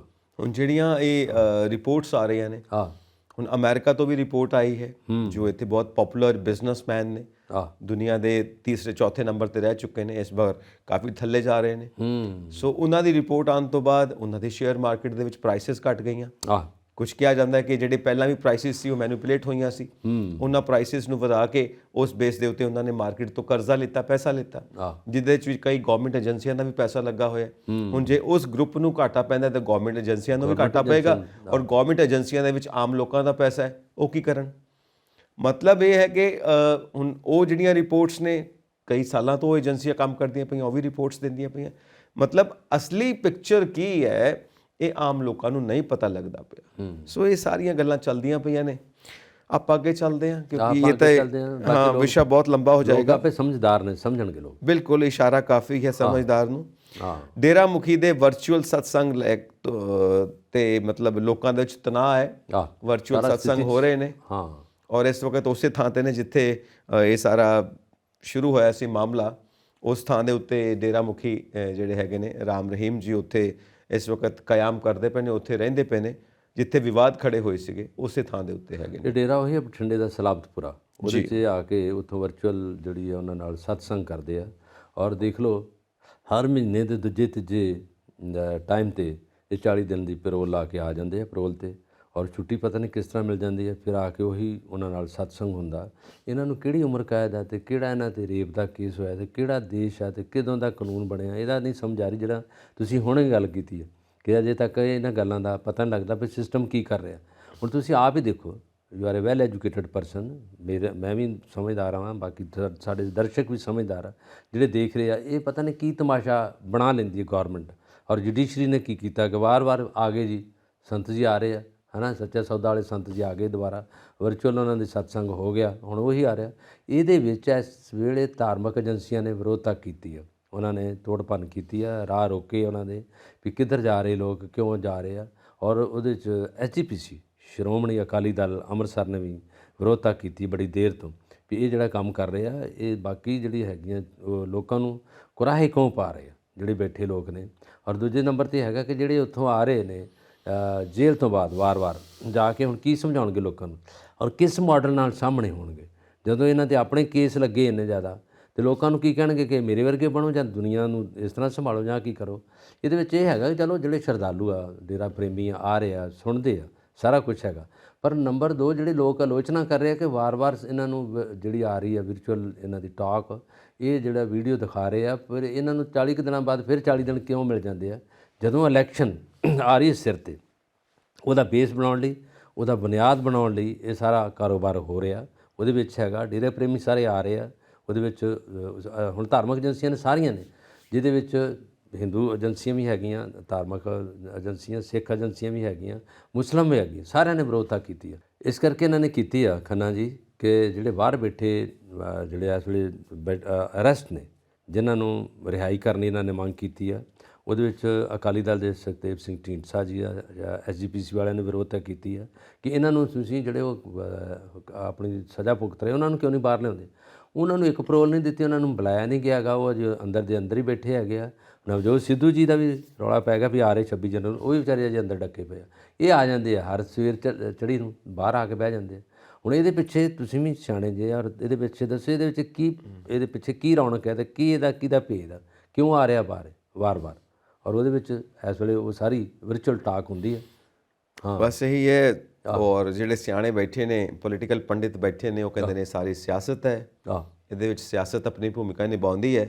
ਸਿਆਸਤ ਕਹਿੰਦੀ ਹੈ ਨਹੀਂ, ਇਹ ਤੇ ਹਰ ਕੈਦੀ ਦਾ ਹੱਕ ਹੁੰਦਾ ਹੈ ਬੁਨਿਆਦੀ ਪੈਰੋਲ ਤੇ ਆਉਣਾ, ਇਹ ਤੇ ਜੁਡੀਸ਼ਰੀ ਫੈਸਲਾ ਲੈਂਦੀ ਹੈ। ਚਲੋ ਉਹ ਉਹਨਾਂ ਦੇ ਉੱਤੇ ਇੱਕ ਕੈਦੀ ਦਾ ਹੀ ਹੱਕ ਹੈ ਨਾ, ਤੇ ਜਿਹੜੇ ਬਾਕੀ ਬੇਸ਼ੁਮਾਰ ਬੈਠੇ ਜੇਲ੍ਹਾਂ ਦੇ ਸਿੱਖਾਂ ਦੇ ਅੰਦਰ ਬੰਦ ਬੈਠੇ, ਉਹਨਾਂ ਦਾ ਹੱਕ ਕਿੱਥੇ ਗਿਆ? ਇਹ ਤਾਂ ਉਹਨਾਂ ਨੂੰ ਆਪਾਂ ਨਹੀਂ ਪੁੱਛ ਰਹੇ, ਲੋਕ ਪੁੱਛ ਰਹੇ। ਉਹ ਤਾਂ ਵਿਚਾਰੇ ਅਜੇ ਡੱਕੇ ਪਏ ਆ। ਹੁਣ ਪਤਾ ਨਹੀਂ ਕਿੰਨੇ ਜਿਹੜੇ ਪੰਜਾਬ ਦੇ ਜਿਹੜੇ ਬੰਦੀ ਸਿੰਘ ਬੈਠੇ ਆ, ਉਹਨਾਂ ਵਿਚਾਰਿਆਂ ਨੂੰ ਕੋਈ ਪੈਰੋਲ ਨਹੀਂ ਹੈ। 25 ਸਾਲ, ਹਾਂ, ਉਹ 27 ਸਾਲ ਉਹ ਕੱਟ ਚੁੱਕੇ ਸਾਰਾ ਕੁਝ। ਹੁਣ ਉਹਨਾਂ ਨੂੰ ਓਵਰ ਲਾ ਕੇ ਬੈਠੇ ਉੱਤੇ। ਉਦੋਂ ਜੁਡੀਸ਼ਰੀ ਨਹੀਂ ਕੁਝ ਡਿਸੀਜਨ ਲੈਂਦੀ, ਉਦੋਂ ਜਿਹੜਾ ਸਿਆਸੀ ਕੋਈ ਪੈਂਤਲਾ ਨਹੀਂ ਹੈਗਾ, ਉਹਦੇ ਵਿੱਚ ਕੋਈ ਰਾਜਨੀਤਿਕ ਪਾਰਟੀ ਨਹੀਂ ਗੱਲ ਕਰਦੀ, ਹੈ ਨਾ। ਉਹਦੇ ਵਿੱਚ ਹੁਣ ਆਹ ਦੇਖੋ, ਇੱਥੇ ਸਾਡੇ ਪੰਜਾਬ 'ਚ ਹੀ ਚੁੱਪ ਆ, ਜਿਹੜੀ ਆਪ ਸਰਕਾਰ ਇਹਨੇ ਵੀ ਚੁੱਪ ਹੈਗੀ ਆ, ਕਾਂਗਰਸ ਵੀ ਚੁੱਪ ਹੈਗੀ ਆ, ਧਾਰਮਿਕ ਏਜੰਸੀਆਂ ਰੌਲਾ ਪਾ ਰਹੀਆਂ ਵੀ ਉਹਨਾਂ ਨੂੰ ਲਿਆਓ, ਇਹ ਚੁੱਪ ਆ ਬਿਲਕੁਲ। ਇਸ ਕਰਕੇ ਆ ਗਵਰਨਰ ਸਾਹਿਬ ਨੇ ਵੱਲੋਂ ਕੋਈ ਇੱਦਾਂ ਦੀ ਗੱਲ ਨਹੀਂ ਗਈ। ਲਿਖ ਕੇ ਦਿੱਤਾ ਇਹਨਾਂ ਨੇ, ਅਮਿਤ ਸ਼ਾਹ ਜੀ ਨੂੰ ਲਿਖ ਕੇ ਲੈਟਰ ਦਿੱਤਾ ਇਹਨਾਂ ਨੇ, ਪ੍ਰਧਾਨ ਮੰਤਰੀ ਮੋਦੀ ਜੀ ਨੂੰ ਲੈਟਰ ਗਿਆ ਹੈਗਾ, ਪਰ ਉਹਦੇ 'ਤੇ ਕੋਈ ਵੀ ਸੁਣਵਾਈ ਨਹੀਂ ਹੋਈ। ਅਤੇ ਇਹਨਾਂ ਲਈ ਤਾਂ ਹੋ ਰਹੀ ਹੈ। ਇਹ ਡਿਫਰੈਂਸ਼ੀਏਟ ਦਾ ਨਹੀਂ ਪਤਾ ਲੱਗਿਆ ਕਿ ਅੰਤਰ ਇਹ ਪਾੜਾ ਇਦਰਾਰ ਕਿਉਂ ਆ ਗਈ ਲੋਕਾਂ। ਇਹਦੇ ਉੱਤੇ ਕਿਆ ਪੰਜਾਬ ਗਵਰਨਮੈਂਟ ਵੀ ਕੋਈ ਐਕਸ਼ਨ ਲੈ ਰਹੀ ਹੈ ਬੰਦੀ ਸਿੰਘਾਂ ਦੇ ਮਾਮਲੇ 'ਤੇ? ਮੈਂ ਉਹੀ ਤੁਹਾਨੂੰ ਕਿਹਾ ਨਾ, ਇਹਨਾਂ ਜਿਹੜੇ ਪੱਤਰ ਲਿਖ ਕੇ ਦਿੱਤੇ ਲਿਆ ਨਹੀਂ ਇਹਨਾਂ ਨੂੰ ਰਲਣਾ ਚਾਹੀਦਾ ਸਾਰਿਆਂ ਨੂੰ ਜੁਆਇੰਟਲੀ, ਜਿਹਦੇ ਵਿੱਚ ਕਾਂਗਰਸ ਪਾਰਟੀ ਹੈ, ਵਿਰੋਧੀ ਪਾਰਟੀ ਅਕਾਲੀ ਦਲ ਕੀ ਕਰ ਰਿਹਾ, BJP ਪੰਜਾਬ ਦੀ ਜਿਹੜੇ ਅਸ਼ਵਨੀ ਕੁਮਾਰ ਜੀ ਪ੍ਰਧਾਨ ਹੈਗੇ, ਉਹ ਆ ਧਾਮੀ ਜੀ, ਹਰਜਿੰਦਰ ਜੀ, ਉਹਨਾਂ ਨੇ ਤਾਂ ਕਿਹਾ, ਉਹਨਾਂ ਐਕਸ਼ਨ ਲਿਆ। ਇੱਕ ਤੁਹਾਨੂੰ ਪਤਾ ਆਪਾਂ ਡਿਸਕਸ ਕੀਤੀ ਇਹਦੇ ਵਿੱਚ 2-3 ਵਾਰੀ, ਜਿਹੜਾ ਦਸਤਖਤ ਮੁਹਿੰਮ ਹੈਗੀ ਹੈ, ਸਿਗਨੇਚਰ ਕਰਵਾ ਰਹੇ ਆ, ਸਾਰਿਆਂ ਦੇ ਸਿਗਨੇਚਰ ਕਰਵਾ ਰਹੇ, ਉਹਨਾਂ ਦੀ ਫੇਵਰ 'ਚ ਵੀ ਉਹਨਾਂ ਨੂੰ ਕੱਢੋ ਬਾਹਰ। ਹਰ ਜਗ੍ਹਾ ਗੁਰਦੁਆਰਿਆਂ 'ਚ, ਮੰਦਰਾਂ 'ਚ, ਮਸੀਤਾਂ, ਮਸਜਿਦਾਂ 'ਚ, ਸਾਰਿਆਂ 'ਚ ਜਾ ਰਹੇ ਆ, ਉੱਤੇ ਕੋਈ ਐਕਸ਼ਨ ਨਹੀਂ ਹੋ ਰਿਹਾ। ਪਤਾ ਨਹੀਂ ਸਾਈਨ ਹੋ ਗਿਆ ਕਿੱਥੇ ਜਾ ਰਹੀ ਹੈ। ਇਹ ਗੱਲਾਂ ਜਿਹੜੀਆਂ ਬਿਲਕੁਲ ਬੇਬੁਨਿਆਦ ਦੀਆਂ ਹੋ ਕੇ ਰਹਿ ਜਾਂਦੀਆਂ, ਅਤੇ ਜੋ ਕੁਝ ਚਾਹੁੰਦੇ ਲੋਕ ਉਹ ਕਦੀ ਵੀ ਉੱਤੇ ਪੂਰੀ ਨਹੀਂ ਪਈ। ਇਹ ਹੁਣ ਪੂਰੀ ਨਹੀਂ ਪਈ, ਸਾਰੇ ਦਾ ਸਾਰਾ ਮਸਲਾ ਉੱਥੇ ਦਾ ਉੱਥੇ ਹੀ ਆ, ਜਿੱਦਾਂ ਆਪਾਂ ਆਉਂਦੇ ਹਾਂ ਕਿ ਠੰਡੇ ਬਸੇ 'ਚ ਪਿਆ ਉਹ ਮਸਲਾ, ਇਹ ਗੱਲ ਆ। ਚਲੋ ਫਿਰ ਫਿਲਹਾਲ ਆਪਾਂ ਵੀ ਵਰਚੁਅਲ ਸਤਸੰਗ ਸੁਣਿਆ ਕਰੀਏ। ਹਾਂ, ਨਹੀਂ ਸੁਣਨਾ ਚਾਹੀਦਾ, ਉਹ ਤਾਂ ਚਲੋ ਕੋਈ ਨਾ ਕੋਈ ਬਾਬੇ ਦੀ ਗੱਲ ਹੁੰਦੀ ਆ, ਹਾਂ ਮੰਨਣਯੋਗ। ਠੀਕ ਹੈ, ਚਲੋ ਅੱਗੇ ਵਧਦੇ ਹਾਂ ਜੀ। ਸੰਯੁਕਤ ਰਾਸ਼ਟਰ ਮਹਾਸਭਾ ਦੇ ਪ੍ਰਧਾਨ ਇਸ ਵਾਰ ਭਾਰਤ ਦਾ 3 ਦਿਨਾਂ ਦੌਰਾ ਕਰਨਗੇ। ਚੰਗੀ ਗੱਲ ਹੈ ਕਿ ਵੱਡੀਆਂ ਵੱਡੀਆਂ ਜਿਹੜੀਆਂ ਸੰਸਥਾਵਾਂ ਨੇ ਦੁਨੀਆ ਪੱਧਰ ਦੇ ਉੱਤੇ ਕੰਮ ਕਰ ਰਹੀਆਂ ਨੇ। ਇੰਟਰਨੈਸ਼ਨਲ ਮੋਨਿਟਰੀ ਫੰਡ ਹੈ, ਵਰਲਡ ਬੈਂਕ ਹੈ, UNO ਹੈ, ਔਰ ਇਹਦੇ ਜੋ ਪ੍ਰਧਾਨ ਨੇ ਉਹ ਆ ਰਹੇ ਨੇ 3 ਦਿਨਾਂ ਦੇ ਦੌਰੇ 'ਤੇ ਭਾਰਤ ਦੇ ਵਿੱਚ।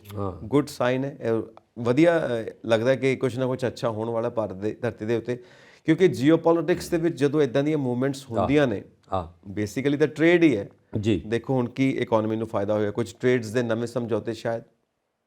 ਇਹ ਵੱਡੀ ਗੱਲ ਹੈ ਕਿਉਂਕਿ ਇਹ ਤੋਂ ਪਹਿਲਾਂ ਤਾਂ 20 ਜੀ ਸੰਮੇਲਨ ਦੀਆਂ ਵੀ ਇੱਥੇ ਸਾਰੀਆਂ ਮੀਟਿੰਗਾਂ ਹੋ ਰਹੀਆਂ, ਚੰਡੀਗੜ੍ਹ ਹੋ ਰਹੀਆਂ, ਸ਼ੁਰੂ ਹੋ ਰਹੀਆਂ। ਔਰ ਤੀਜਾ ਆ ਜਿਹੜਾ ਹੁਣ ਵੇਲੇ ਇਹਨਾਂ ਨੇ ਸੰਯੁਕਤ ਰਾਸ਼ਟਰ ਦੇ ਪ੍ਰਧਾਨ ਪਹੁੰਚ ਰਹੇ ਆ, ਔਰ ਉਹਦੇ ਵਿੱਚ ਮਿਸਿਸ ਕੰਬੋਜ ਨੇ ਜਿਹੜੇ ਇੰਡੀਆ ਦੇ ਇੱਥੋਂ ਦੇ UN ਨਾਲ ਰਿਲੇਟਡ ਨੇ, ਉਹਨਾਂ ਨੇ ਦਿੱਲੀ ਉਹਨਾਂ ਨੂੰ ਵੈਲਕਮ ਕੀਤੀ ਹੈ। ਹੁਣ ਦਿੱਲੀ ਉਹਨਾਂ ਦੀਆਂ ਗੱਲਾਂ ਬਾਤਾਂ, ਉਹਨਾਂ ਦੀ ਮੀਟਿੰਗ ਸ਼ੁਰੂ ਹੋ ਜਾਣੀਆਂ ਕੱਲ੍ਹ ਤੋਂ, ਔਰ ਅੱਜ ਉਹਨਾਂ ਨੂੰ ਵੈਲਕਮ ਕੀਤਾ। ਮੰਡੇ ਨੂੰ ਆ ਗਏ, ਉਹ ਲੈਂਡ ਕਰ ਗਏ। ਤਾਂ ਉਹਦੇ ਵਿੱਚ ਇਹ ਬੜੀ ਵੱਡੀ ਪਰਸਨੈਲਿਟੀ ਹੈ, ਬਹੁਤ ਵੱਡੀ ਜਿਹੜੀ ਉਹਨਾਂ ਦੀ ਪੋਸਟ ਆ ਜਿਹੜੇ ਆਏ UNO ਦੇ। ਪਰ ਉਹਨਾਂ ਨੂੰ ਇਹ ਬਹੁਤ ਲੋਕਾਂ ਨੇ ਸਵਾਲ ਕੀਤਾ ਕਿ ਜਿਹੜਾ ਯੂਕਰੇਨ ਔਰ ਰਸ਼ੀਆ ਦੀ ਲੜਾਈ ਚੱਲ ਰਹੀ ਹੈ, UNO ਨੂੰ ਚਾਹੀਦਾ ਚ ਆਪਣਾ ਵਾਈਟ ਫਲੈਗ ਖੜਾ ਕਰ ਦੇਣ, ਉੱਥੇ ਬੰਬਾਰਮੈਂਟ ਰੋਕ ਦੇਣ। ਨਹੀਂ ਤਾਂ ਉਹਨਾਂ ਨੇ ਇਹ ਕਹਿੰਦੇ ਸੀ ਵੀਟੋ ਪਾਵਰ ਦਿੱਤੀ ਆ, ਵੀਟੋ ਪਾਵਰ ਨਾਲ ਹੋਇਆ। ਵੀਟੋ ਪਾਵਰ ਨੂੰ ਅਗਲਿਆਂ ਨੇ ਮੰਨਿਆ ਹੀ ਨਹੀਂ ਰਸ਼ੀਆ ਨੇ।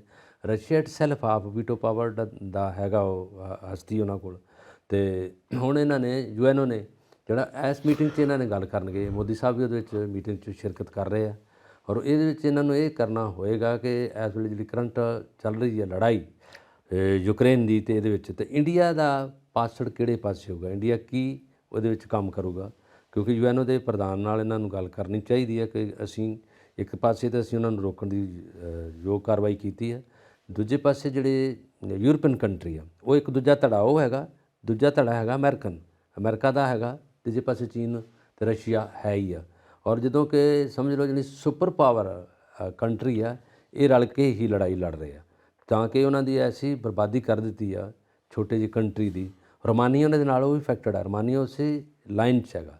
ਜਿੰਨੇ ਲੋਕ ਉੱਥੋਂ ਦੌੜਦੇ ਆ, ਜਿੰਨੇ ਲੋਕ ਉੱਥੋਂ ਭੱਜ ਕੇ ਆਉਂਦੇ ਆ, ਜਾਨ ਬਚਾ ਕੇ ਆਉਂਦੇ, ਰੋਮਾਨੀਆ 'ਚ ਆ ਕੇ ਖੜ ਜਾਂਦੇ ਆ। ਜਿਹੜੇ ਜਿੱਦਾਂ ਹੁਣ ਪਾਕਿਸਤਾਨ 'ਚ ਰੌਲਾ ਪਵੇ ਜਾਂ ਅਫਗਾਨਿਸਤਾਨ 'ਚ ਲੋਕ ਇੱਧਰ ਹੀ ਆਏ, ਬਹੁਤ ਸ਼ਰਨਾਰਥੀ ਦਿੱਲੀ 'ਚ ਆ ਕੇ ਬੈਠ ਕੇ, ਜਿਹੜੇ ਸਿੱਖ ਸ਼ਰਨਾਰਥੀ ਸੀਗੇ ਜਦੋਂ ਉੱਥੋਂ ਦੌੜੇ ਆ, ਜਦੋਂ ਉਹਨਾਂ ਨੂੰ ਤੰਗ ਕੀਤਾ, ਜਿਹੜੇ ਘੱਟ ਗਿਣਤੀ ਦੇ ਲੋਕ ਸੀਗੇ। ਨਾਲ ਦੇ ਗੁਆਂਢੀ ਦੇਸ਼ਾਂ 'ਚ ਆਉਂਦੇ ਹੀ ਆ, ਜਦੋਂ ਬੰਗਲਾਦੇਸ਼ 71 'ਚ ਰੌਲਾ ਪਿਆ ਕਿ ਉਦੋਂ ਸ਼ਰਨਾਰਥੀ ਇੰਡੀਆ 'ਚ ਆ ਗਏ ਮੁਕਤੀ ਬਹਾਨੀ ਦੇ ਤੌਰ 'ਤੇ। ਜੀ। ਉਦੋਂ ਇੰਦਰਾ ਗਾਂਧੀ ਦਾ ਸੀਗਾ ਰਾਜ, ਉਹਨਾਂ ਨੇ ਉੱਥੋਂ ਹਮਲਾ ਕੀਤਾ 71 'ਚ। ਤਾਂ ਉਹ ਹੁੰਦਾ ਪੜੋਸੀ ਦੇਸ਼ਾਂ ਨਾਲ ਖਹਿਬਾਜ਼ੀ ਚੱਲਦੀ ਰਹਿੰਦੀ ਹੈ, ਔਰ ਸੁਪਰ ਪਾਵਰ ਚਾਈਨਾ ਨਾਲ ਵੀ ਆਪਣੀ ਲੜਾਈ ਚੱਲਦੀ ਹੈ। ਹੁਣ ਇਹਨਾਂ ਨਾਲ ਇਹ ਗੱਲਾਂ ਹੋਣਗੀਆਂ UNO ਨਾਲ ਕਿ ਜਿਹੜਾ ਸਾਡੇ ਸਰਹੱਦੀ ਦੇਸ਼ ਨੇ, ਜਿਹਦੇ ਨਾਲ ਪਾਕਿਸਤਾਨ, ਅਗਲੇ ਪਾਸਿਓਂ ਅਫਗਾਨਿਸਤਾਨ, ਫਿਰ ਰਸ਼ੀਆ, ਇਹਨਾਂ ਦਾ ਵੀ ਖਤਰਾ ਰਹਿੰਦਾ ਇਹਨਾਂ ਨੂੰ, ਔਰ ਚਾਈਨਾ ਨਾਲ ਤਾਂ ਖਾਸ ਤੌਰ 'ਤੇ ਰਹਿੰਦਾ। ਇਹ ਹੁਣ ਮੂਲ ਮੁੱਦਾ ਸਾਰਾ ਹੀ ਡਿਸਕਸ ਹੋਊਗਾ, ਔਰ ਉਹ 3 ਦਿਨਾਂ ਦੀ ਯਾਤਰਾ 'ਤੇ ਬੈਠੇ ਇੱਥੇ ਆ ਕੇ। ਇਹ ਫਿਰ ਮਾਮਲਾ UNO 'ਚ ਚੱਲ ਜੂਗਾ ਸਾਰਾ ਕੁਝ। ਇਸੇ ਕਰਕੇ ਬੁਲਾਇਆ। ਮੋਦੀ ਜੀ ਜਦੋਂ ਕੰਮ ਕਰਦੇ ਆ ਬੜੇ ਤਕੜੇ ਕਰਦੇ ਆ, ਨਹੀਂ ਕਰਦੇ ਤਾਂ ਛੋਟੇ ਵੀ ਨਹੀਂ ਕਰਦੇ, ਇਸੇ ਕਰਕੇ ਆ। ਔਰ ਭਾਰਤ ਦੀ ਵਿਜ਼ਡਮ ਪੂਰੀ ਦੁਨੀਆ ਮੰਨਦੀ ਹੈ। ਜੀ। ਔਰ ਭਾਰਤ ਵੱਲ ਉਮੀਦਾਂ ਵੀ ਨੇ ਬਹੁਤ ਕਿ ਇੱਕ ਖਾਸ ਰੋਲ ਅਦਾ ਕਰ ਸਕਦਾ ਹੈ ਵਿਸ਼ਵ ਸ਼ਾਂਤੀ ਦੀ ਸਥਾਪਨਾ ਦੇ ਵਿੱਚ। ਬਿਲਕੁਲ ਜੀ। ਆਪਾਂ ਅੱਗੇ ਵਧੀਏ। ਜੀ। ਰਾਹੁਲ ਨੇ ਭਾਰਤ ਜੋੜੋ ਯਾਤਰਾ ਦੌਰਾਨ ਸ਼੍ਰੀਨਗਰ ਦੇ ਲਾਲ ਚੌਕ ਵਿੱਚ ਤਿਰੰਗਾ ਲਹਿਰਾਇਆ। ਹਾਂ, ਇਹ ਗੱਲ ਹੈਗੀ ਆ ਵੱਡੀ ਜਿਹੜੀ ਅਪਰੋਚ ਹੈ ਇਸ ਪਾਰਟੀ ਦੀ, ਨੈਸ਼ਨਲ ਪਾਰਟੀ ਕਾਂਗਰਸ ਦੀ, ਕਿਉਂਕਿ ਇਹਨਾਂ ਨੇ ਸ਼੍ਰੀਨਗਰ ਤੋਂ ਕਰਕੇ ਸ਼ੁਰੂ ਕੰਨਿਆ ਕੁਮਾਰੀ ਤੋਂ ਲੈ ਕੇ ਪੂਰੇ ਦੇਸ਼ ਦਾ ਦੌਰਾ ਲਾ ਚੁੱਕੇ ਆ। ਡਾਂਡੀ ਯਾਤਰਾ ਜਦੋਂ ਕਹਿੰਦੇ ਤੁਰ ਕੇ ਗਏ ਆ, ਔਰ ਟੀ-ਸ਼ਰਟ ਪਾ ਛੱਡੀ ਰਾਹੁਲ ਗਾਂਧੀ ਨੇ, ਔਰ ਪ੍ਰਿਅੰਕਾ ਗਾਂਧੀ ਵੀ ਨਾਲ ਸੀ ਉਹਨਾਂ ਦੇ। ਹੁਣ ਇਹਨਾਂ ਨੇ ਜਿਹੜੀ ਮੂਮੈਂਟਰੀ ਇਹਨਾਂ ਨੂੰ ਸਿਕਿਉਰਿਟੀ ਦਿੱਤੀ ਆ, ਉਹਦੇ ਵਿੱਚ ਹੀ ਇਹਨਾਂ ਨੇ ਪਲਾਂ 'ਚ ਹੀ ਇਹਨਾਂ ਨੇ ਉੱਥੇ ਝੰਡਾ ਲਹਿਰਾਤਾ ਤਿਰੰਗਾ ਲਾਲ ਚੌਕ 'ਚ ਸ਼੍ਰੀਨਗਰ, ਔਰ ਉੱਥੇ ਬਹੁਤ ਲੋਕ ਇਕੱਠੇ ਹੋਏ, ਬੜਾ ਕੁਛ ਹੋਇਆ।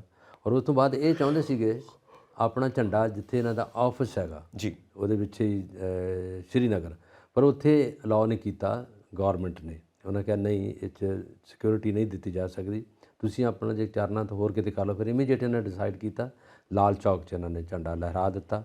ਅਤੇ ਇਹਨਾਂ ਨੇ ਵੈਸੇ ਇਹ ਕਿਹਾ ਅਮਿਤ ਸ਼ਾਹ ਨੂੰ, ਇਹਨੇ ਰਾਹੁਲ ਗਾਂਧੀ ਨੇ ਕਿ ਨਹੀਂ ਤੁਸੀਂ ਜੇ ਕਹਿੰਦਾ ਜੇ ਸਮੂਥਲੀ ਸਮਝਦੇ, ਜੇ ਸਿਕਿਉਰਿਟੀ ਬਹੁਤ ਇੱਥੇ ਹੈਗੀ ਹੈ, ਸੁਰੱਖਿਆ ਦਾ ਕੋਈ ਮਸਲਾ ਨਹੀਂ ਗਾ, ਤਾਂ ਤੁਸੀਂ ਜੰਮੂ ਤੋਂ ਲੈ ਕੇ ਆਪ ਖੁਦ ਆ ਕੇ ਤੁਰ ਕੇ ਆਓ ਇੱਥੇ ਸ਼੍ਰੀਨਗਰ ਤੱਕ, ਫਿਰ ਤੁਹਾਨੂੰ ਪਤਾ ਲੱਗੋ ਕੀ ਸਿਕਿਉਰਿਟੀ ਹੈ।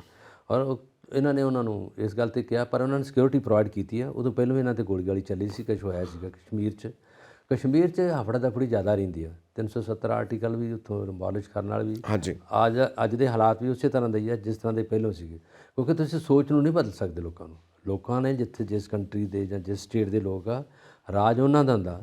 ਰਾਜ ਸਿਰਫ ਵਿਧਾਨ ਸਭਾ ਦਾ ਨਹੀਂ ਹੁੰਦਾ, ਉਹੀ ਸਰਕਾਰ ਦਾ ਪਲਟਾ ਦਵਾਉਂਦੇ, ਉਹੀ ਸਰਕਾਰ ਨੂੰ ਅੱਗੇ ਲੈ ਜਾਂਦੇ ਆ, ਉਹੀ ਸਰਕਾਰ ਦੇ ਵਿੱਚ ਕਈ ਤਰ੍ਹਾਂ ਦੀਆਂ ਜਿਹੜੀਆਂ ਉਣਤਾਈਆਂ ਲੱਭ ਕੇ ਬੜਾ ਕੁਝ ਕਰ ਦਿੰਦੇ ਆ। ਔਰ ਇਹਦੀ ਯਾਤਰਾ ਵੈਸੇ ਓਵਰਆਲ ਮੇਰਾ ਖਿਆਲ ਚੰਗੀ ਰਹੀ ਹੈ। ਲੋਕਾਂ ਨੇ ਜੀ ਆਇਆਂ ਨੂੰ ਕਿਹਾ ਸਾਰਿਆਂ ਨੇ। ਪੰਜਾਬ ਵਿੱਚ ਬੜੀ ਸਮੂਥ ਰਹੀ ਹੈ। ਔਰ ਉਦੋਂ ਬਾਅਦ ਹੁਣ ਇਹਨਾਂ ਦਾ ਆਖਰੀ ਪੜਾਅ ਸੀਗਾ, ਕੱਲ੍ਹ ਇਹਦਾ ਸੰਪੰਨ ਖਤਮ ਹੋ ਰਹੀ ਹੈ। ਕੱਲ੍ਹ ਤੱਕ ਅੱਜ ਮੰਡੇ, ਅੱਜ ਹੀ ਆ, ਅੱਜ ਹੀ ਆ, ਕਿਉਂਕਿ ਸੰਡੇ ਨੂੰ ਤਾਂ ਕੱਲ੍ਹ ਉਹਨਾਂ ਨੇ ਝੰਡਾ ਚੜ੍ਹਾਤਾ। ਅੱਜ ਮੰਡੇ, ਅੱਜ ਬਿਲਕੁਲ ਸਮਾਪਤ ਹੋ ਜਾਊਗੀ। ਔਰ ਪੂਰਾ ਦੇਸ਼ ਇਹਨਾਂ ਨੇ ਗਾ ਲਿਆ, ਪੂਰੇ ਦੇਸ਼ 'ਚ ਘੁੰਮੇ ਆ। ਔਰ ਜਿੱਥੋਂ ਜਿੱਥੋਂ ਲੋਕਾਂ ਨੂੰ ਵੈਲਕਮ ਹੋਇਆ, ਬੜਾ ਕੁਝ ਹੋਇਆ। ਔਰ ਇਹਨਾਂ ਦੀ ਆਉਣ ਵਾਲੀ ਇਲੈਕਸ਼ਨ 'ਚ ਵੀ ਇਹਨਾਂ ਨੂੰ ਅੱਛਾ ਰਿਸਪੌਂਸ ਮਿਲ ਗਿਆ ਲੋਕਾਂ ਦਾ। ਬਿਲਕੁਲ ਜੀ। ਔਰ ਵੋਟਿੰਗ ਦਾ ਸਾਰਾ ਕੁਝ ਕੰਮ ਇਹਨਾਂ ਦੇ ਆਲੇ ਦੁਆਲੇ ਘੁੰਮੂਗਾ। ਪ੍ਰਿਅੰਕਾ ਗਾਂਧੀ ਨੇ ਖੁਦ ਇਹਨਾਂ ਨਾਲ ਜਾ ਕੇ ਗੱਠਜੋੜ ਚਲਾਇਆ। ਲਾਲ ਚੌਂਕ ਕੋਈ ਇੰਨਾ ਆਸਾਨ ਚੀਜ਼ ਨਹੀਂ ਸੀ, ਬੜਾ ਸੈਂਸਿਟਿਵ ਏਰੀਆ, ਬੜਾ ਸੈਂਸਿਟਿਵ ਏਰੀਆ, ਬਹੁਤ ਜ਼ਿਆਦਾ। ਔਰ ਉੱਥੇ ਜਾ ਕੇ ਹੁੰਦੀਆਂ ਬੜੀਆਂ ਵਾਰਦਾਤਾਂ, ਉੱਥੇ ਜਾ ਕੇ ਤਿਰੰਗਾ ਝੰਡਾ ਲਹਿਰਾਉਣਾ ਆਪਣੇ ਆਪ ਵਿੱਚ ਬਹੁਤ ਵੱਡੀ ਗੱਲ ਹੈ। ਹਾਂ। ਔਰ ਬਾਕੀ ਰਿਹਾ ਕਿ ਨੈਕਸਟ ਜਿਹੜੀਆਂ ਇਲੈਕਸ਼ਨਸ ਨੇ 2024 ਦੀਆਂ, ਉਹ ਜਿਹੜੇ ਮਾਹਿਰ ਨੇ ਸਿਆਸੀ, ਪੰਡਿਤ ਨੇ ਸਿਆਸੀ, ਉਹ ਵੀ ਇਹ ਕਹਿੰਦੇ ਨੇ ਕਿ ਬੀਜੇਪੀ ਵਾਸਤੇ ਇੰਨਾ ਆਸਾਨ ਨਹੀਂ ਹੋਏਗਾ ਜਿਤਨਾ 2024 ਦੇ ਵਿੱਚ। ਬਹੁਤ ਕੁਝ ਅਜਿਹਾ ਹੈ ਜਿਹਨੂੰ ਧਿਆਨ 'ਚ ਰੱਖ ਕੇ ਕੰਸੀਡਰ ਕਰਨਾ ਪਏਗਾ, ਜਿਹਦੇ ਉੱਤੇ ਘੋਖਣਾ ਪਏਗਾ, ਵਿਚਾਰ ਕਰਨਾ ਪਏਗਾ, ਵਿਚਾਰ ਚਰਚਾ ਹੋਣੀ ਚਾਹੀਦੀ ਹੈ। ਕਿਉਂਕਿ ਹਰ ਪਾਰਟੀ ਸਟਰੋਂਗ ਹੋ ਰਹੀ ਹੈ ਔਰ ਲੋਕਾਂ ਨੂੰ ਵੀ ਪੂਰੀ ਸਮਝ ਪੈ ਰਹੀ ਹੈ ਕਿ ਕੀ ਕਰਨਾ ਤੇ ਕੀ ਨਹੀਂ ਕਰਨਾ। ਮਤਲਬ ਲੋਕਾਂ ਨੂੰ ਵਰਗਲਾਇਆ ਨਹੀਂ ਜਾ ਸਕਦਾ, ਸੋਚ ਨੂੰ ਘੁਮਾਇਆ ਨਹੀਂ ਜਾ ਸਕਦਾ। ਲੋਕ ਬੜੇ ਸਿਆਣੇ ਨੇ ਔਰ ਸੋਸ਼ਲ ਮੀਡੀਆ ਉਹਦੇ ਵਿੱਚ ਖਾਸ ਰੋਲ ਅਦਾ ਕਰਦਾ ਪਿਆ। ਲੋਕ ਜਾਗਰੂਕ ਨੇ। ਇਸ ਵਕਤ 2024 ਦੀਆਂ ਇਲੈਕਸ਼ਨਸ ਨੂੰ ਧਿਆਨ 'ਚ ਰੱਖ ਕੇ ਬੀਜੇਪੀ ਜੋ ਵੀ ਸਟ੍ਰੈਟਜੀ ਬਣਾ ਰਹੀ ਹੈ, ਕਿਉਂਕਿ ਉਹਨਾਂ ਨੂੰ ਵੀ ਪਤਾ ਹੈ ਕਿ ਬਹੁਤ ਜ਼ਿਆਦਾ ਸੀਟਾਂ ਐਸੀਆਂ ਨੇ ਜਿਨ੍ਹਾਂ ਦੇ ਉੱਤੇ ਉਹਨਾਂ ਨੂੰ ਖੁਦ ਲੱਗਦਾ ਕਿ ਉਹਨਾਂ ਦੀ ਸਥਿਤੀ ਮਜ਼ਬੂਤ ਨਹੀਂ ਹੈਗੀ। ਇਸ ਕਰਕੇ ਸਟ੍ਰੈਟਜੀ ਬਣਾਈ ਜਾ ਰਹੀ ਹੈ। ਰੋਜ਼ ਮੀਟਿੰਗਾਂ ਹੁੰਦੀਆਂ ਨੇ 2024 ਦੇ ਵਿੱਚ, ਕਿੱਦਾਂ ਕਰਨਾ, ਕਿੱਦਾਂ ਇਲੈਕਸ਼ਨ ਜਿੱਤਣੀਆਂ ਨੇ। ਸੋ ਇੰਨਾ ਆਸਾਨ ਨਹੀਂ ਹੋਏਗਾ ਇਸ ਵਾਰ ਬੀਜੇਪੀ ਵਾਸਤੇ, ਇਹ ਮਾਹਿਰ ਮੰਨਦੇ ਨੇ। ਵੈਸੇ ਟੱਕਰ ਜਿਹੜੀ ਹੈਗੀ ਆ ਦੋ ਪਾਰਟੀਆਂ 'ਚ, ਦੋਨਾਂ 'ਚ ਹੀ ਆ ਮੇਨ, ਕਾਂਗਰਸ ਤੇ ਬੀਜੇਪੀ। ਇਹਨਾਂ ਦੀ ਸਰਕਾਰਾਂ ਜਿਹੜੀਆਂ ਦੋਵਾਂ 'ਚ ਇੱਕ ਬਣਨੀ ਆ। ਔਰ ਆਹ ਜਿਹੜੀ ਇਹਨਾਂ ਨੇ ਭਾਰਤ ਜੋੜੋ ਯਾਤਰਾ ਸ਼ੁਰੂ ਕਰਕੇ ਲੋਕਾਂ ਤੱਕ ਪਹੁੰਚੇ ਆ, ਇਹ ਬਹੁਤ ਵੱਡਾ ਪੁੜੁਲ ਬਣਾ ਲਿਆ। ਇੱਥੋਂ ਹੀ ਇਹਨਾਂ ਨੇ ਛਾਲ ਮਾਰ ਕੇ 2024 ਦੀਆਂ ਇਲੈਕਸ਼ਨਾਂ ਦੇ ਵਿੱਚ ਆ ਕੇ ਕਾਮਯਾਬੀ ਹਾਸਲ ਕਰਦੀ ਆ, ਜਾਂ ਦੂਜੀ ਪਾਰਟੀ ਕਾਮਯਾਬੀ ਕਰਦੀ ਹੈ। ਦੋਵਾਂ ਦੀ ਟੱਕਰ ਹੈਗੀ ਆ, ਕਾਂਟੇ ਦੀ ਟੱਕਰ ਹੈ ਦੋਨਾਂ ਦੀ। ਤੀਜੀ ਚੌਥੀ ਪਾਰਟੀ ਕੋਈ ਨਹੀਂ ਹੈਗੀ। ਇਹ ਸਪੋਰਟ ਕਰਨਗੇ ਰੀਜਨਲ ਪਾਰਟੀਆਂ, ਜਿਹੜੀਆਂ ਛੋਟੀਆਂ ਖੇਤਰੀ ਪਾਰਟੀਆਂ। ਪੰਜਾਬ ਦੇ ਵਿੱਚ ਵੀ ਜਿਹੜਾ ਰੌਲਾ ਪਿਆ ਸੀਗਾ, ਬੀਜੇਪੀ ਤੇ ਅਕਾਲੀ ਦਲ ਦਾ ਫਿਰ ਗੱਠਜੋੜ ਬਣਦਾ ਆਇਆ ਸੀਗਾ। ਔਰ BSP ਦਾ ਪਹਿਲਾਂ ਉਹਨਾਂ ਨੇ ਬਣਾ ਲਿਆ ਸੀਗਾ, ਪਰ ਐਤਕੀ ਜਿਹੜੀ ਆ ਮਾਇਆਵਤੀ ਉਹਨਾਂ ਨੇ ਕਹਿ ਤਾ ਕਿ ਮੈਂ ਇਹਨਾਂ ਨਾਲ ਨਹੀਂ ਜੋੜ ਕਰੂੰਗੀ। ਹੋ ਸਕਦਾ ਇਹਨਾਂ ਨਾਲ ਬੀਜੇਪੀ ਦਾ ਹੋ ਜੇ, ਕਿਉਂਕਿ ਬੀਜੇਪੀ ਦੀ ਜਿਹੜੀ ਵੋਟ ਹੈ ਪਿੰਡਾਂ 'ਚ ਘੱਟ ਹੈ, ਸ਼ਹਿਰਾਂ 'ਚ ਜ਼ਿਆਦਾ, ਅਰਬਨਾਈਜ਼ਡ ਏਰੀਆ 'ਚ ਜ਼ਿਆਦਾ ਹੈਗੀ ਹੈ। ਪਰ ਅਕਾਲੀ ਦਲ ਤਾਂ ਹਰ ਜਗ੍ਹਾ ਹੈਗਾ, ਪਿੰਡਾਂ 'ਚ ਵੀ ਹੈ, ਸ਼ਹਿਰਾਂ 'ਚ ਵੀ ਹੈਗਾ। ਹੁਣ ਦੇਖੋ, ਇੱਕ ਪਾਸੇ ਤੇ ਜਿਹੜੀ ਵਿਧਾਨ ਸਭਾ ਦੀਆਂ ਚੋਣਾਂ 'ਚੋਂ ਤਾਂ ਅੱਗੇ ਪਿੱਛੇ ਨਹੀਂ ਹੋਇਆ, ਉਦੋਂ ਤੱਕ ਤਾਂ ਇਹਨਾਂ ਨੂੰ ਹੁਣ ਜਾਂ ਫਿਰ ਹਾਰ ਹੋ ਗਈ ਤੇ ਜਿੱਤ ਹੋ ਗਈ ਆਪ ਦੀ। ਹੁਣ ਦੇਖੋ ਅਗਲੀਆਂ ਇਲੈਕਸ਼ਨ 'ਚ ਕੀ ਕਰਦੇ ਆ ਅਕਾਲੀ ਦਲ ਤੇ ਦੂਜੀਆਂ ਪਾਰਟੀਆਂ। ਬਿਲਕੁਲ ਸਹੀ ਗੱਲ ਹੈ। ਸੋ ਆਪਾਂ ਅੱਗੇ ਵਧੀਏ। ਆਪਾਂ ਸਟ੍ਰੈਟਜੀ ਦੀ ਹੀ ਗੱਲ ਕਰਦੇ ਪਏ ਸੀ ਜਦੋਂ ਬੀਜੇਪੀ ਦੀ, ਤਾਂ ਉਹਦੇ ਨਾਲ ਹੀ ਜੁੜਦੀ ਹੋਈ ਖਬਰ ਹੈ, ਮੋਦੀ ਵੱਲੋਂ ਮੰਤਰੀਆਂ ਨੂੰ ਮੱਧ ਵਰਗ ਤੱਕ ਪਹੁੰਚਣ ਲਈ ਹਿਦਾਇਤਾਂ ਜਾਰੀ। ਮਿਡਲ ਕਲਾਸ ਫੈਮਿਲੀ ਜ਼ਿਆਦਾ ਹੈ ਔਰ ਭਾਰਤ ਦੇ ਵਿੱਚ ਉਹਨਾਂ ਤੱਕ ਪਹੁੰਚ ਕੀਤੀ ਜਾਵੇ। ਔਰ ਮਿਡਲ ਕਲਾਸ ਫੈਮਿਲੀ ਨੂੰ ਹੀ ਸਾਹਮਣੇ ਰੱਖ ਕੇ ਜਿਹੜੀਆਂ MNCs ਨੇ, ਮਲਟੀਨੈਸ਼ਨਲ ਕੰਪਨੀਜ਼ ਨੇ, ਉਹ ਭਾਰਤ ਦੇ ਵਿੱਚ ਆਪਣੀ ਮਾਰਕੀਟ ਲੱਭਦੀਆਂ ਨੇ ਕਿ ਮਿਡਲ ਕਲਾਸ ਵਾਸਤੇ ਚੀਜ਼ਾਂ ਪੈਦਾ ਕਰੋ, ਕਿਉਂਕਿ ਮਿਡਲ ਕਲਾਸ ਜ਼ਿਆਦਾ ਹੈ ਇੰਡੀਆ ਦੇ ਵਿੱਚ ਔਰ ਉਹੀ ਸਾਡਾ ਵੋਟ ਬੈਂਕ ਹੈ ਪਾਰਟੀਜ਼ ਨੂੰ, ਔਰ ਉਹਨੂੰ ਕਿੱਦਾਂ ਮੈਨੀਪੂਲੇਟ ਕਰਨਾ ਹੈ। ਇਸ ਲਈ ਮੋਦੀ ਸਾਹਿਬ ਕਹਿ ਰਹੇ ਨੇ ਮੰਤਰੀਆਂ ਨੂੰ ਕਿ ਉਹ ਜਾ ਕੇ ਮੱਧ ਵਰਗ ਨਾਲ ਕੰਟੈਕਟ ਕਰਨ, ਉਹਨਾਂ ਨਾਲ ਗੱਲਬਾਤ ਕਰਨ। ਹਾਂ, ਨਰਿੰਦਰ ਮੋਦੀ ਜੀ ਨੇ ਇੱਕ ਬੜੀ ਫੌਰੀ ਔਰ ਬੜੀ ਅਰਜੈਂਟ ਜਿਹੜੀ ਹੈਗੀ ਆ ਮੀਟਿੰਗ ਕਾਲ ਕੀਤੀ। ਉਹਦੇ ਵਿੱਚ ਸਾਰੇ ਕੈਬਨਿਟ ਮੰਤਰੀ ਇਕੱਠੇ ਕੀਤੇ। ਉਹਨਾਂ ਨੂੰ ਕਿਹਾ ਹੈਗਾ ਕਿ ਹੁਣ 2024 ਦੀਆਂ ਇਲੈਕਸ਼ਨਾਂ ਗਈਆਂ ਤੇ ਹੁਣ ਤੁਸੀਂ ਸਿੱਧੇ ਹੋ ਕੇ ਪਹੁੰਚੋ ਉਹਨਾਂ ਦੇ ਘਰਾਂ 'ਚ, ਉਹਨਾਂ ਨੂੰ ਜੋ ਇਸ ਵੇਲੇ ਕਰ ਚੁੱਕੇ ਆ ਭਾਰਤ ਜੋੜੋ ਯਾਤਰਾ ਲਈ ਰਾਹੁਲ ਗਾਂਧੀ। ਤੁਸੀਂ ਮੱਧ ਵਰਗ ਨਾਲ ਕੰਟੈਕਟ ਕਰੋ, ਉਹਨਾਂ ਨੂੰ ਜਿਹੜੀਆਂ ਸਹੂਲਤਾਂ ਅਨਾਉਂਸ ਕੀਤੀਆਂ ਉਹ ਮੁਹੱਈਆ ਕਰੋ, ਉਹਨਾਂ ਤੱਕ ਪਹੁੰਚ ਕਰੋ। ਕਿਉਂਕਿ ਜਦੋਂ ਵੀ ਸਰਕਾਰ ਜਦੋਂ ਵੀ ਕਿਤੇ ਕਿਸੇ ਪਾਸੇ ਉੱਠਦੀ ਹੈ, ਇਹ ਲਾਸਟ ਸਾਲ 'ਚ ਉੱਠਦੀ ਹੈ, ਆਖਰੀ ਸਾਲ। ਜਦੋਂ 4 ਸਾਲ ਗੁਜ਼ਰ ਜਾਂਦੇ ਆ ਉਦੋਂ ਮੱਧ ਵਰਗ ਨਹੀਂ ਨਜ਼ਰ ਆਇਆ। ਹੁਣ 1 ਸਾਲ ਰਹਿ ਗਿਆ, ਹੁਣ ਮੱਧ ਵਰਗ ਹੋ ਗਿਆ। ਪਰ ਇੱਕ ਉਹਨਾਂ ਨੇ ਅਨਾਉਂਸ ਕਰਤਾ ਕਿ ਇਹਦੋਂ ਪਹਿਲਾਂ ਗਰੀਬ ਜਨਤਾ ਜਿਹੜੀ ਹੈ ਉਹਨਾਂ ਤੱਕ ਸਹੂਲਤਾਂ ਸਾਰੀਆਂ ਮੁਹੱਈਆ ਪਹੁੰਚ ਗਈਆਂ। ਰਾਸ਼ਨ ਫਰੀ ਚਲ ਗਿਆ, ਉਹਨਾਂ ਨੂੰ ਜਿਹੜੇ ਆ ਅਸੀਂ ਕੱਪੜਾ ਲੱਤਾ ਦੇਣਾ ਸੀ ਉਹ ਮੁਹੱਈਆ ਕਰ ਦਿੱਤਾ, ਬੱਚਿਆਂ ਨੂੰ ਸਟੱਡੀ ਲਈ ਦੇਤੀ ਹੈ, ਕਿਤਾਬਾਂ ਮੁਹੱਈਆ ਕਰਤੀਆਂ। 1 to all ਜੋ ਅਸੀਂ ਦੇਣਾ ਸੀ ਦੇ ਚੁੱਕੇ ਹਾਂ। ਪਰ ਹੁਣ ਵਾਰੀ ਆ ਗਈ ਆ ਮੱਧ ਵਰਗ ਦੀ। ਜਿਹੜੇ ਮਿਡਲ ਫੈਮਲੀਆਂ ਨੇ, ਉਹ ਵੈਸੇ ਕਹਿਣ ਨੂੰ ਮੱਧ ਵਰਗ ਆ, ਉਹ ਵੀ ਗਰੀਬ ਆ ਬਹੁਤ, ਮੱਧ ਵਰਗੀ ਆ, ਨਾਲ ਹੀ ਹੈਗੇ ਆ ਉਹ। ਜੇ ਤੇ ਕੋਈ 2 ਕਿੱਲੇ ਆ ਜਾਂ 2.5 ਕਿੱਲੇ ਆ, ਉਹ ਵਿਚਾਰਾ ਕਿਹੜੇ ਪਾਸੇ ਜਾਣ ਜੋਗਾ, ਨਾ ਦਿਹਾੜੀ ਕਰੂਗਾ ਨਾ ਕਿਸੇ ਪਾਸੇ ਕਮਾਈ ਕਰੂਗਾ। 2.5 ਕਿੱਲਿਆਂ 'ਚੋਂ ਕੀ ਲੋੜਾਂ ਪੂਰੀ ਕਰ ਲੂਗਾ, ਕਿੰਨੇ ਕੁ ਟਰੈਕਟਰ ਲੈ ਲੂਗਾ, ਕਿੰਨੀਆਂ ਕਾਰਾਂ ਲੈ ਲੂਗਾ, ਕਿੰਨੇ ਕੁ ਮੁੰਡੇ ਵਿਆਹ ਲੂਗਾ। ਇਹ ਹੈਗੇ ਆ ਉਹ ਵਿਚਾਰੇ, ਨਾ ਗਰੀਬ ਆ, ਨਾ ਮੱਧ ਵਰਗ ਵਾਲੇ ਤੇ ਨਾ ਉਹ ਗਰੀਬ ਆ, ਉਹ ਕਿਸੇ ਪਾਸੇ ਵੀ ਨਹੀਂ ਹੈਗੇ। ਉਹ ਹੈ ਨਾ ਘਰ ਦੇ ਨਾ ਬਾਹਰ ਦੇ, 2 ਪਾਸੇ ਰਹਿ ਜਾਂਦੇ ਆ। ਇਹ ਹੁਣ ਇਸ ਵੇਲੇ ਇਹਨਾਂ ਨੇ ਇਹ ਬੁਨਿਆਦ ਬਣਾ ਕੇ ਉਹਨਾਂ ਤੱਕ ਕਿਹਾ ਕਿ ਅਸੀਂ ਸਾਰਿਆਂ ਨੂੰ ਸਹੂਲਤਾਂ ਦੇਵਾਂਗੇ, ਪਰ ਉਹਨਾਂ ਨੇ ਇਹ ਵੀ ਕਹਿ ਦਿੱਤਾ ਕਿ ਜਿਹੜੇ ਲੋਕਾਂ ਤੱਕ ਸਹੂਲਤਾਂ ਨਹੀਂ ਗਈਆਂ, ਅਸੀਂ ਇਹ ਤੋਂ ਬਾਅਦ ਆਂਦੇ ਅਸੀਂ ਯੋਜਨਾ ਬਣਾ ਕੇ ਇੱਕ ਕਮੇਟੀ ਬਣਾਵਾਂਗੇ। ਕਮੇਟੀ ਇਹ ਸਾਰਿਆਂ ਦਾ ਘੁੰਮ ਘੁਮਾ ਕੇ ਪਤਾ ਕਰੂਗੀ ਕਿ ਤੁਹਾਨੂੰ ਪਹੁੰਚਿਆ ਕੋਈ ਕਿ ਨਹੀਂ ਪਹੁੰਚਿਆ। ਜਿੱਦਾਂ ਕਹਿੰਦੇ ਵੀ ਤੁਹਾਡੇ ਕਿਸਾਨਾਂ ਨੂੰ ਕਹਿੰਦੇ ਤੁਹਾਡੇ ਅਕਾਊਂਟ 'ਚ ਪੈਸੇ ਚਲੇ ਗਏ ਜੀ। ਸਟੈਂਡਿੰਗ ਕ੍ਰੌਪ ਜਦੋਂ ਤਬਾਹ ਹੋ ਗਈ ਆ, ਖੜੀ ਫਸਲ ਤਬਾਹ ਹੋ ਗਈ ਆ, ਮਾਮਲੇ ਜਿਹੜਾ ਨੰਬਰਦਾਰ ਉਹਨੇ ਆਇਆ, ਪਟਵਾਰੀ ਨੇ ਕਰ ਲਿਆ ਅਤੇ ਪੈਸੇ ਪਹੁੰਚ ਗਿਆ। ਇਸੇ ਕਰਕੇ ਹੁਣ ਆ ਮੱਧ ਵਰਗ ਦੀ ਜਿਹੜੀ ਵਾਰੀ ਆ ਗਈ। ਹੁਣ ਦੇਖੋ ਇਹ ਕਿਸ ਕਿਆਸ ਨਾਲ ਪਤਾ ਲੱਗਦਾ ਕਿ ਕੀ ਹੋਇਆ। ਬਿਲਕੁਲ ਸਹੀ ਗੱਲ ਹੈ ਕਿ ਜਦੋਂ ਤੱਕ ਨਾ ਜਿਹੜਾ ਪੋਲਿਟਿਕਸ ਹੈ ਉਹ ਐਲੀਟ ਹੱਥਾਂ 'ਚੋਂ ਨਿਕਲ ਕੇ, ਕਿਉਂਕਿ ਅਸੀਂ ਐਲੀਟ ਪੋਲਿਟਿਕਸ ਦੇਖਦੇ ਪਏ ਹਾਂ, ਵੱਡੇ ਵੱਡੇ ਬੰਦਿਆਂ ਦਾ ਜੋ ਰਾਜਨੀਤਿਕ ਵਿਵਹਾਰ ਹੈ ਉਹ ਦੇਖਦੇ ਪਏ ਹਾਂ। ਜਦੋਂ ਤੱਕ ਇਹ ਤਾਕਤ ਆਮ ਜਨਤਾ ਕੋਲ ਨਹੀਂ ਪਹੁੰਚਦੀ, ਆਮ ਜਨਤਾ ਤਾਕਤਵਰ ਨਹੀਂ ਹੁੰਦੀ, ਉਦੋਂ ਤੱਕ ਕਲਿਆਣ ਨਹੀਂ ਹੋ ਸਕਦਾ ਕਿਸੇ ਵੀ ਸਮਾਜ ਦਾ। ਕਿਉਂਕਿ ਬਲਕਾਰ ਜੀ, ਉੱਪਰ ਬੈਠੇ ਲੋਕ ਆਪਣੇ ਹਿਸਾਬ ਨਾਲ ਸਾਰੀ ਗੇਮ ਚਲਾਉਂਦੇ ਨੇ ਤੇ ਆਮ ਲੋਕ, ਉਹਨਾਂ ਦੇ ਹੱਥ ਵੱਸ ਕੁਝ ਨਹੀਂ ਹੁੰਦਾ। ਤੇ ਜੇ ਆਮ ਲੋਕਾਂ ਨੂੰ ਪਾਵਰ ਦਿੱਤੀ ਜਾਵੇ ਤਾਂ ਉਹ ਦੇਸ਼ ਨੂੰ ਬਣਾ ਸਕਦੇ ਨੇ, ਸੰਵਾਰ ਸਕਦੇ ਨੇ। ਸਿਰਫ ਵੋਟਾਂ ਤੱਕ ਹੀ ਨਹੀਂ, ਵੋਟਾਂ ਤੋਂ ਅੱਗੇ ਉਹਨਾਂ ਨੂੰ ਆਪਣੇ ਨਾਲ ਕਿੱਦਾਂ ਸ਼ਾਮਿਲ ਕਰਨਾ ਕੰਮ ਕਰਨ ਦੇ ਵਿੱਚ, ਇਹ ਚੀਜ਼ ਦੇਖਣਾ ਬਹੁਤ ਵੱਡੀ ਜ਼ਿੰਮੇਵਾਰੀ ਹੈ ਕਿਸੇ ਵੀ ਸਰਕਾਰ ਦੀ। ਸੋ ਅਸੀਂ ਅੱਗੇ ਚੱਲੀਏ। ਸਵੈ ਪ੍ਰਚਾਰ ਲਈ ਮੁਹੱਲਾ ਕਲੀਨਿਕਾਂ ਤੇ ਭਗਵੰਤ ਮਾਨ ਦੀਆਂ ਲੱਗੀਆਂ ਤਸਵੀਰਾਂ ਨਾਲ ਵਿਰੋਧੀ ਪਾਰਟੀਆਂ ਵੱਲੋਂ ਆਪ ਸਰਕਾਰ ਤੇ ਦੋਸ਼ ਮੜੇ ਗਏ ਨੇ। ਇਹ ਵੈਸੇ ਜ਼ਰੂਰ ਦੇਖਣਾ ਚਾਹੀਦਾ ਹੈ। ਕੋਈ ਗੱਲ ਕਰਨਗੇ, ਇੱਕ ਫੋਟੋਆਂ ਲਗਾ ਦੇਣਗੇ, ਆਹ ਕੀਤਾ, ਫਿਰ ਅਗਲੀ ਗੱਲ ਕਰਨਗੇ, ਫਿਰ ਫੋਟੋ ਆਹ ਕੀਤਾ ਦੇ ਇਸ਼ਤਿਹਾਰ ਨਿਊਜ਼ਪੇਪਰ ਦੇ ਵਿੱਚ। ਉਹ ਕੀਤਾ ਤੇ ਠੀਕ ਹੈ, ਸੋਸ਼ਲ ਮੀਡੀਆ ਤੇ ਪਾ ਦਿਓ, ਇਹ ਖਰਚੇ ਕਰਨ ਦੀ ਕੀ ਲੋੜ ਹੈ। ਵਿਰੋਧੀ ਧਿਰ ਇੱਥੇ ਬਿਲਕੁਲ ਸਹੀ ਹੈ, ਗਲਤ ਨਹੀਂ ਕਹਿ ਰਹੀ। ਅਸੀਂ ਅਕਸਰ ਕਹਿੰਦੇ ਹਾਂ ਕਿ ਪੈਸਾ ਵੇਸਟ ਨਹੀਂ ਕਰਨਾ, ਅੱਗੇ ਹੀ ਪੈਸਾ ਨਹੀਂ ਹੈਗਾ। ਜੇ ਤੁਸੀਂ ਇੱਦਾਂ ਆਪਣੇ ਪ੍ਰੋਪੇਗੰਡੇ ਤੇ ਲਗਾਓਗੇ ਕਿ ਸਾਨੂੰ ਵੋਟ ਪਾਓ, ਦੇਖੋ ਅਸੀਂ ਕਰਦੇ ਪਏ ਹਾਂ, ਹੋਰ ਕਦੀ ਕਿਸੇ ਨੇ ਕੁਝ ਕੀਤਾ ਨਹੀਂ, ਦੇਖੋ ਅਸੀਂ ਕਰਦੇ ਪਏ ਹਾਂ, ਹੋਰ ਕਦੀ ਕਿਸੇ ਨੇ ਕੁਝ ਕੀਤਾ ਨਹੀਂ, ਇਹ ਵੀ ਗੱਲ ਗਲਤ ਹੈ। ਹੁਣ ਜਿੱਦਾਂ ਆਪਾਂ ਨੈਸ਼ਨਲ ਪੋਲਿਟਿਕਸ ਦੀ ਗੱਲ ਕਰੀਏ, ਆਪਾਂ ਕਹੀ ਜਾਂਦੇ ਹਾਂ ਕਿ ਇਸ ਤੋਂ ਪਹਿਲਾਂ ਪਾਰਟੀਆਂ ਨੇ ਕੁਝ ਨਹੀਂ ਕੀਤਾ, ਇਸ ਤੋਂ ਪਹਿਲਾਂ ਪਾਰਟੀਆਂ ਨੇ ਕੁਝ ਨਹੀਂ ਕੀਤਾ।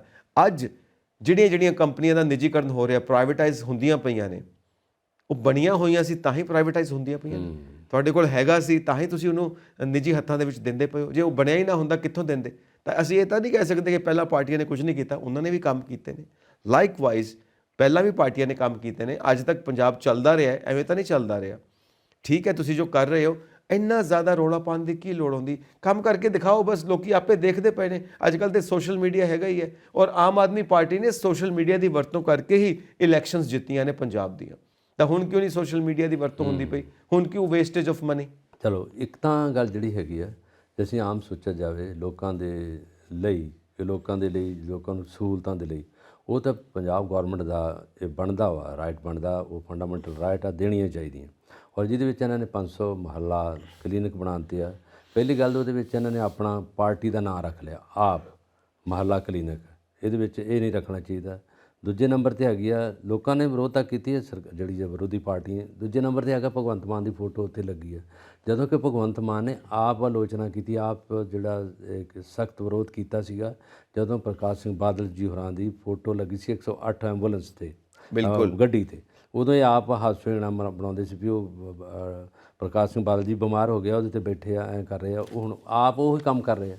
ਨੰਬਰ 2, ਜਿਹੜੀ ਇਸ ਵੇਲੇ ਸਰਕਾਰ, ਜਿਹੜੀ ਵਿਰੋਧੀ ਸਰਕਾਰ ਹੈ, ਉਹਨਾਂ ਨੇ ਕੀਤਾ, ਪ੍ਰਤਾਪ ਸਿੰਘ ਬਾਜਵਾ ਨੇ, ਉਹਨੇ ਕਿਹਾ ਕਿ ਜਦੋਂ ਸਹੁੰ ਚੁੱਕੀ ਆ ਖਟਕੜ ਕਲਾਂ ਜਾ ਕੇ, ਰਾਜਗੁਰੂ ਸੁਖਦੇਵ ਜੀ ਔਰ ਭਗਤ ਸਿੰਘ ਜੀ ਦਾ ਨਾਂ ਲੈ ਕੇ ਉੱਦਾਂ ਦੀਆਂ ਪੱਗਾਂ ਬੰਨੀਆਂ, ਉੱਦਾਂ ਦਾ ਸਾਰਾ ਕੁਝ ਕੀਤਾ। ਹੁਣ ਕੀ ਭੁੱਲ ਗਏ ਆ? ਹੁਣ ਨਹੀਂ ਉਹਨਾਂ ਦਾ ਉੱਥੇ ਉਹਨਾਂ ਦੇ ਨਾਂ 'ਤੇ ਜਾਂ ਉਹਨਾਂ ਦੀ ਫੋਟੋ ਨਹੀਂ ਲੱਗ ਸਕਦੀ? ਸ਼ਹੀਦ ਭਗਤ ਸਿੰਘ ਜੀ ਦੀ ਫੋਟੋ ਨਹੀਂ ਲੱਗ ਸਕਦੀ? ਰਾਜਗੁਰੂ ਸੁਖਦੇਵ ਦੀ ਫੋਟੋ ਨਹੀਂ ਲੱਗ ਸਕਦੀ? ਅੰਬੇਦਕਰ ਸਾਹਿਬ ਦੀ ਫੋਟੋ ਨਹੀਂ ਉੱਥੇ ਲੱਗ ਸਕਦੀ? ਹੁਣ ਉਹ ਕਿੱਧਰ ਗਏ? ਜਦੋਂ ਆਪਣੇ ਇਹਨਾਂ ਨੇ ਦਫ਼ਤਰ ਦੇ ਪਿੱਛੇ ਤੇ ਲਾਈਆਂ ਕੰਧ ਦੇ ਨਾਲ, ਉੱਥੇ ਤਾਂ ਫੋਟੋ ਲੱਗੀਆਂ ਸਾਰੇ ਪਾਸੇ, ਉੱਥੇ ਤੇ ਇਹ ਭੁੱਲ ਗਿਆ। ਇਹ ਸਰਕਾਰ ਕਰਕੇ ਸਖਤ ਤੌਰ 'ਤੇ ਆਲੋਚਨਾ ਹੋ ਗਈ ਹੈ। ਦੂਜੀ ਗੱਲ ਹੋ ਗਈ ਆ ਕਿ ਅਕਾਲੀ ਦਲ ਨੇ ਵੀ ਕਿਹਾ ਕਿ ਜਿਹੜੀਆਂ ਅਸੀਂ ਬਣਾ ਚੁੱਕੇ ਸੀ ਸਾਰੀਆਂ ਡਿਸਪੈਂਸਰੀਆਂ, ਉਹਨਾਂ ਨੂੰ ਰੈਨੋਵੇਟ ਕਰਕੇ ਉਹਨਾਂ ਨੂੰ ਉਹੀ ਫਿਰ ਦੁਬਾਰਾ ਸ਼ੁਰੂ ਕਰ ਦਿੱਤੀਆਂ। ਉਹਨਾਂ ਦੇ ਨਾਮ ਮੁਹੱਲਾ ਕਲੀਨਿਕ ਰੱਖ ਦਿੱਤੇ ਆ। ਚਲਾ ਤਾਂ ਅਸੀਂ ਰਹੇ ਸੀ ਪਹਿਲਾਂ। ਇਹ ਵੀ ਇੱਕ ਬੜੀ ਧੋਖਾਧੜੀ ਵਾਲੀ ਗੱਲ ਹੈ, ਬੜਾ ਲੋਕਾਂ ਨਾਲ ਮਜ਼ਾਕ ਹੈਗਾ। ਜਿਹੜੇ ਆ ਪਹਿਲਾਂ ਚੱਲ ਰਹੇ, ਉਹਨਾਂ 'ਚ ਸਹੂਲਤਾਂ ਹੋਰ ਦੇ ਦਿਓ। ਕੰਧਾਂ ਤਾਂ ਉਹੀ ਹੈ, ਛੱਤਾਂ ਤਾਂ ਉਹੀ ਆ, ਸਾਰਾ ਉਹੀ ਆ, ਉਹੀ ਮੁਹੱਲਾ ਹੈਗਾ, ਉਹੀ ਗਲੀ ਹੈਗੀ ਹੈ, ਉਹੀ ਪੰਜਾਬ ਦੇ ਵਸਨੀਕ ਆ। ਇਹ ਨਵੀਂ ਗੱਲ ਕਿਹੜੀ ਅਰਸ਼ਾਂ ਤੋਂ ਲਿਆ ਕੇ ਸੁੱਟ ਦਿੱਤੀ ਥੱਲੇ ਕਿ ਜਿਹੜੀ ਯੂਨੀਕ ਹੈ, ਜਿਹੜੀ ਪਤਾ ਹੀ ਨਹੀਂ ਲੱਗਾ ਲੋਕਾਂ ਨੂੰ। ਲੋਕ ਤਾਂ ਉਹੀ ਸਹੂਲਤਾਂ ਪਹਿਲਾਂ ਮਾਣ ਰਹੇ ਸੀਗੇ। ਇਹਦੇ ਵਿੱਚ ਹੁਣ 500 ਮਹੱਲਾ ਪਹਿਲਾਂ ਮਹੱਲਾ ਕੱਢਣ ਦੀ ਕੀ ਲੋੜ ਸੀਗੀ, ਜਦੋਂ ਕਿ ਉੱਥੇ ਕੋਈ ਹੈ ਹੀ ਕੱਖ ਨਹੀਂਗਾ। ਇਹਨੇ ਸੁਖਬੀਰ ਬਾਦਲ ਨੇ ਕਹਿਤਾ ਉੱਥੇ ਤਾਂ ਸਿਰਿੰਜ ਵੀ ਹੈ ਨਹੀਂ, ਤੇ ਲੋਕਾਂ ਨੂੰ ਟੀਕੇ ਕਾਹਦੇ ਨਾਲ ਲੱਗਣੇ, ਸਿਰਿੰਜ ਨਾਲ ਟੀਕੇ ਲੱਗਣਗੇ ਨਾ। ਇਹ ਹੁਣ ਗੱਲ ਬਿਲਕੁਲ ਅਜੇ ਤਾਂ ਸ਼ੁਰੂਆਤ ਹੀ ਆ, ਹੈ ਨਾ। ਜਦੋਂ ਆਨੇ ਕਿ ਜਦੋਂ ਤੇਲ ਵੇਖੋ, ਤੇਲ ਦੀ ਧਾਰ ਵੇਖੋ, ਅਜੇ ਤਾਂ ਆਗਾਜ਼ ਹੀ ਆ। ਅਤੇ ਜਦੋਂ ਇਹਦਾ ਸਾਰਾ ਅੰਤ ਹੋਇਆ ਤਾਂ ਉੱਥੋਂ ਤੱਕ ਕੀ ਜਾਊਗਾ। 4 ਸਾਲ ਜਾਂ ਦੇ ਰਹਿ ਗਏ ਆ। 4 ਸਾਲਾਂ 'ਚ ਇਹਨਾਂ ਜੇ ਉਹ ਗੋਲੇ 'ਚ ਪੂਣੀ ਇੱਕ ਹੀ ਕੱਤੀ ਆ, ਅਤੇ ਉਹਦੇ ਵਿੱਚ ਕੀ ਕਰ ਗਏ ਆ ਸਾਰਾ ਕੁਝ। ਤੁਸੀਂ 250 ਮਹੱਲਾ ਕਲੀਨਿਕ ਸ਼ੁਰੂ ਕਰ ਲਓ, ਉਹਨਾਂ ਨੂੰ ਪੂਰੀ ਤਰ੍ਹਾਂ ਤਾਂ ਕਰੋ ਜਿੱਥੇ ਜਿੱਥੇ ਹੈਗੇ ਆ। ਗਿਣਤੀ ਨਹੀਂ ਕਰਨੀ ਚਾਹੀਦੀ, ਕੁਆਲਿਟੀ ਵੱਲ ਵੇਖੋ, ਉਹਦੇ ਵਿੱਚ ਉਹਨਾਂ ਦੀ ਮੈਰਿਟ ਦੇਖੋ, ਉਹਦੇ 'ਚ ਗੁਣ ਵੇਖੋ ਉਹਦੇ। ਇਹ ਨਹੀਂ 500 ਖੋਲ੍ਹਤੇ ਅਗਲੀ ਵਾਰ 750 ਖੋਲ੍ਹਤੇ ਆ। ਗਿਣਤੀ ਨਹੀਂ ਲੋਕਾਂ ਨੇ ਵੇਖਣੀ, ਲੋਕਾਂ ਨੇ ਕੰਮ ਵੇਖਣਾ। ਇਸੇ ਕਰਕੇ ਵਿਰੋਧੀ ਪਾਰਟੀਆਂ ਨੇ ਸਾਰਿਆਂ ਨੇ ਸਿਰ 'ਤੇ ਸਮਾਨ ਚੁੱਕਿਆ, ਰੌਲਾ ਪਾਇਆ ਕਿ ਇਹ ਤੁਸੀਂ ਕੀ ਕਰ ਦਿੱਤਾ, ਇਹਦੇ ਵਿੱਚ ਕੀ ਹੈਗਾ, ਜਾਂ ਤਾਂ ਨਵੀਂ ਚੀਜ਼ ਕਰਦੇ। ਤੁਸੀਂ ਮਹੱਲਾ ਕਲੀਨਿਕ ਤਾਂ ਖੋਲ੍ਹ ਦਿੱਤੇ ਆ, ਕੋਈ ਹੋਰ ਕੰਮ ਹੀ ਕਰ ਲੈਂਦੇ ਇਹਦੇ ਨਾਲ। ਵੈਦ ਹੀ ਬਿਠਾਉਂਦੇ ਪਿੰਡਾਂ 'ਚ, ਆਯੁਰਵੈਦਿਕ ਜਿਹੜੇ ਵੈਦ ਹੈਗੇ, ਹਕੀਮ ਬਿਠਾ ਦਿਓ ਗਲੀਆਂ 'ਚ। ਲੋਕਾਂ ਦੇ ਨਬਜ਼ ਵੇਖ ਕੇ ਟੀਕਾ ਨਹੀਂ ਲਾਉਣਗੇ, ਸਾਰਿਆਂ ਨੂੰ ਦਵਾਈ ਤਾਂ ਦੇਣਗੇ ਨਾ। ਇੱਦਾਂ ਦਾ ਕੰਮ ਕਰ ਲਓ ਜਿਹੜੇ ਲੋਕਾਂ ਨੂੰ ਅਪਰੋਚੇਬਲ ਹੋਣ, ਲੋਕ ਛੇਤੀ ਛੇਤੀ ਆ ਜਾਣ। ਫਸਟ ਏਡ ਦੇਣ ਵਾਲੇ ਸੈਂਟਰ ਖੋਲ੍ਹ ਦਿਓ, ਜਿੱਦਾਂ ਫਸਟ ਏਡ ਨਹੀਂ ਖੋਲ੍ਹਦੇ ਰੈੱਡ ਕਰਾਸ 'ਚ, ਇਹ ਕੰਮ ਕਰ ਲਓ। ਇਮੀਡੀਏਟ ਜਿੱਦਾਂ ਕਿਸੇ ਦੇ ਲੱਤ 'ਤੇ ਕੋਈ ਖੂਨ ਬਹਿ ਰਿਹਾ, ਉਹਦੇ ਦਾਤਰੀ ਵੱਜ ਗਈ, ਰੰਭਾ ਵੱਜ ਗਿਆ, ਹੈ ਨਾ, ਕਿਸੇ ਦਾ ਪੈਰ ਕਿਸੇ ਗੱਡੀ ਥੱਲੇ ਆ ਗਿਆ, ਉਹਨਾਂ ਨੂੰ ਤਾਂ ਕੁਛ ਦਿਓ ਉਸੇ ਵੇਲੇ ਫੌਰੀ ਤੌਰ 'ਤੇ ਇਲਾਜ। ਉਹ ਨਾ ਇਹ ਗੱਲਾਂ ਗਲਤ ਆ, ਜਾਂ ਇਹਨਾਂ ਦੇ ਐਡਵਾਈਜ਼ਰ ਮਾੜੇ ਆ, ਜਾਂ ਇਹਨਾਂ ਨੂੰ ਆਪ ਸਮਝ ਨਹੀਂ ਆ ਰਹੀ, ਜਾਂ ਇਹਦੇ ਵਿੱਚ ਕੋਈ ਖਿੱਚਾਤਾਣੀ ਹੈਗੀ ਆ, ਜਾਂ ਇਹਨਾਂ ਨੂੰ ਦਿੱਲੀੋਂ ਖਬਰਾਂ ਆ ਰਹੀਆਂ। ਇਸ ਕਰਕੇ ਇਹ ਚੀਜ਼ਾਂ ਜਿਹੜੀਆਂ ਇਹ ਲੋਕਾਂ, ਇਹ ਮੀਡੀਆ ਨਹੀਂ ਕਹਿ ਰਿਹਾ, ਤੁਸੀਂ ਨਹੀਂ ਕਹਿ ਰਹੇ, ਮੈਂ ਨਹੀਂ ਕਹਿ ਰਿਹਾ, ਜਨ ਜੀਵਨ ਲੋਕਾਂ ਦਾ ਕਹਿ ਰਿਹਾ ਜਿਹੜਾ ਤਰਸ। ਬਿਲਕੁਲ ਫਰੈਂਡ ਸਰਕਲ ਹੈ ਨਾ ਸਾਡਾ, ਕਿਸੇ ਮਿੱਤਰ ਨੇ ਇੱਕ ਤਾਰ ਬਣਾਈ ਤੇ ਦੂਜੇ ਮਿੱਤਰਾਂ ਨੂੰ ਕਿਹਾ ਕਿ ਇਹਦੇ 'ਚ ਕੋਈ ਨੁਕਸ ਹੈ ਦੱਸੋ। ਇੱਕ ਮਿੱਤਰ ਕਹਿੰਦਾ ਇਹਦੇ ਉੱਤੇ ਨਾ ਰਬੜ ਵੀ ਚੜਾ ਦਿਓ, ਕਰੰਟ ਨਾ ਵੱਜੇ। ਕਹਿੰਦਾ ਅੱਛਾ, ਨੁਕਸ ਕੱਢ ਦਿੱਤਾ ਨਾ, ਉਹ ਅੱਗੇ ਭੇਜ ਦਿੱਤੀ ਰਬੜ ਚੜਾ ਕੇ। ਕਹਿੰਦਾ ਹੁਣ ਕੋਈ ਨੁਕਸ। ਤੇ ਬਲਕਾਰ ਜੀ ਕਹਿੰਦੇ ਇਹਦੇ ਉੱਤੇ ਰੰਗ ਹੋਣਾ ਚਾਹੀਦਾ, ਰੰਗਦਾਰ ਹੋਵੇ ਨਾ ਰਬੜ, ਬਹੁਤ ਸੋਹਣਾ ਲੱਗੂਗਾ ਤੇ ਉਹਦੇ ਨਾਲ ਜਚੂਗੀ ਚੀਜ਼। ਉਹ ਵੀ ਗੱਲ ਮੰਨ ਲਈ। ਮੇਰੇ ਕੋਲ ਆ ਗਈ ਤੁਸੀਂ ਦੱਸੋ, ਮੈਂ ਉਹਦੇ ਉੱਤੇ ਮੋਹਰ ਲਾਤੀ, ਮੇਡ ਬਾਏ ਸੰਜੀਵ, ਬਸ ਇਹੀ ਕਮੀ ਸੀ। ਕਹਿੰਦਾ ਮੈਂ ਬਣਾਈ ਹੈ।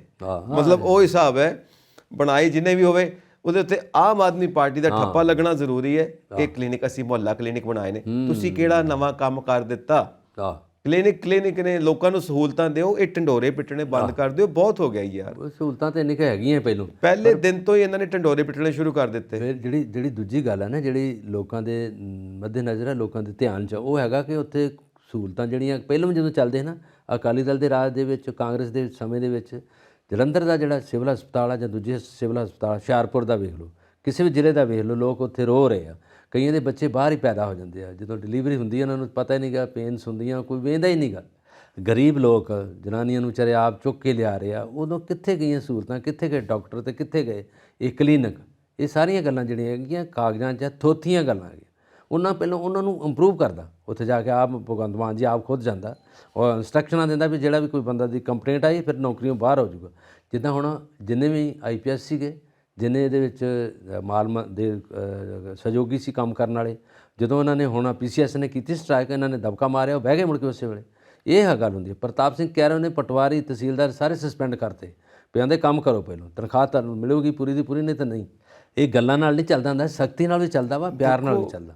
ਮੈਂ ਇਹੀ ਕਹਿ ਰਿਹਾ ਕਿ ਪਹਿਲੇ ਦਿਨ ਤੋਂ ਹੀ ਇਹਨਾਂ ਨੇ ਢਿੰਡੋਰੇ ਪਿੱਟਣੇ ਸ਼ੁਰੂ ਕਰ ਦਿੱਤੇ।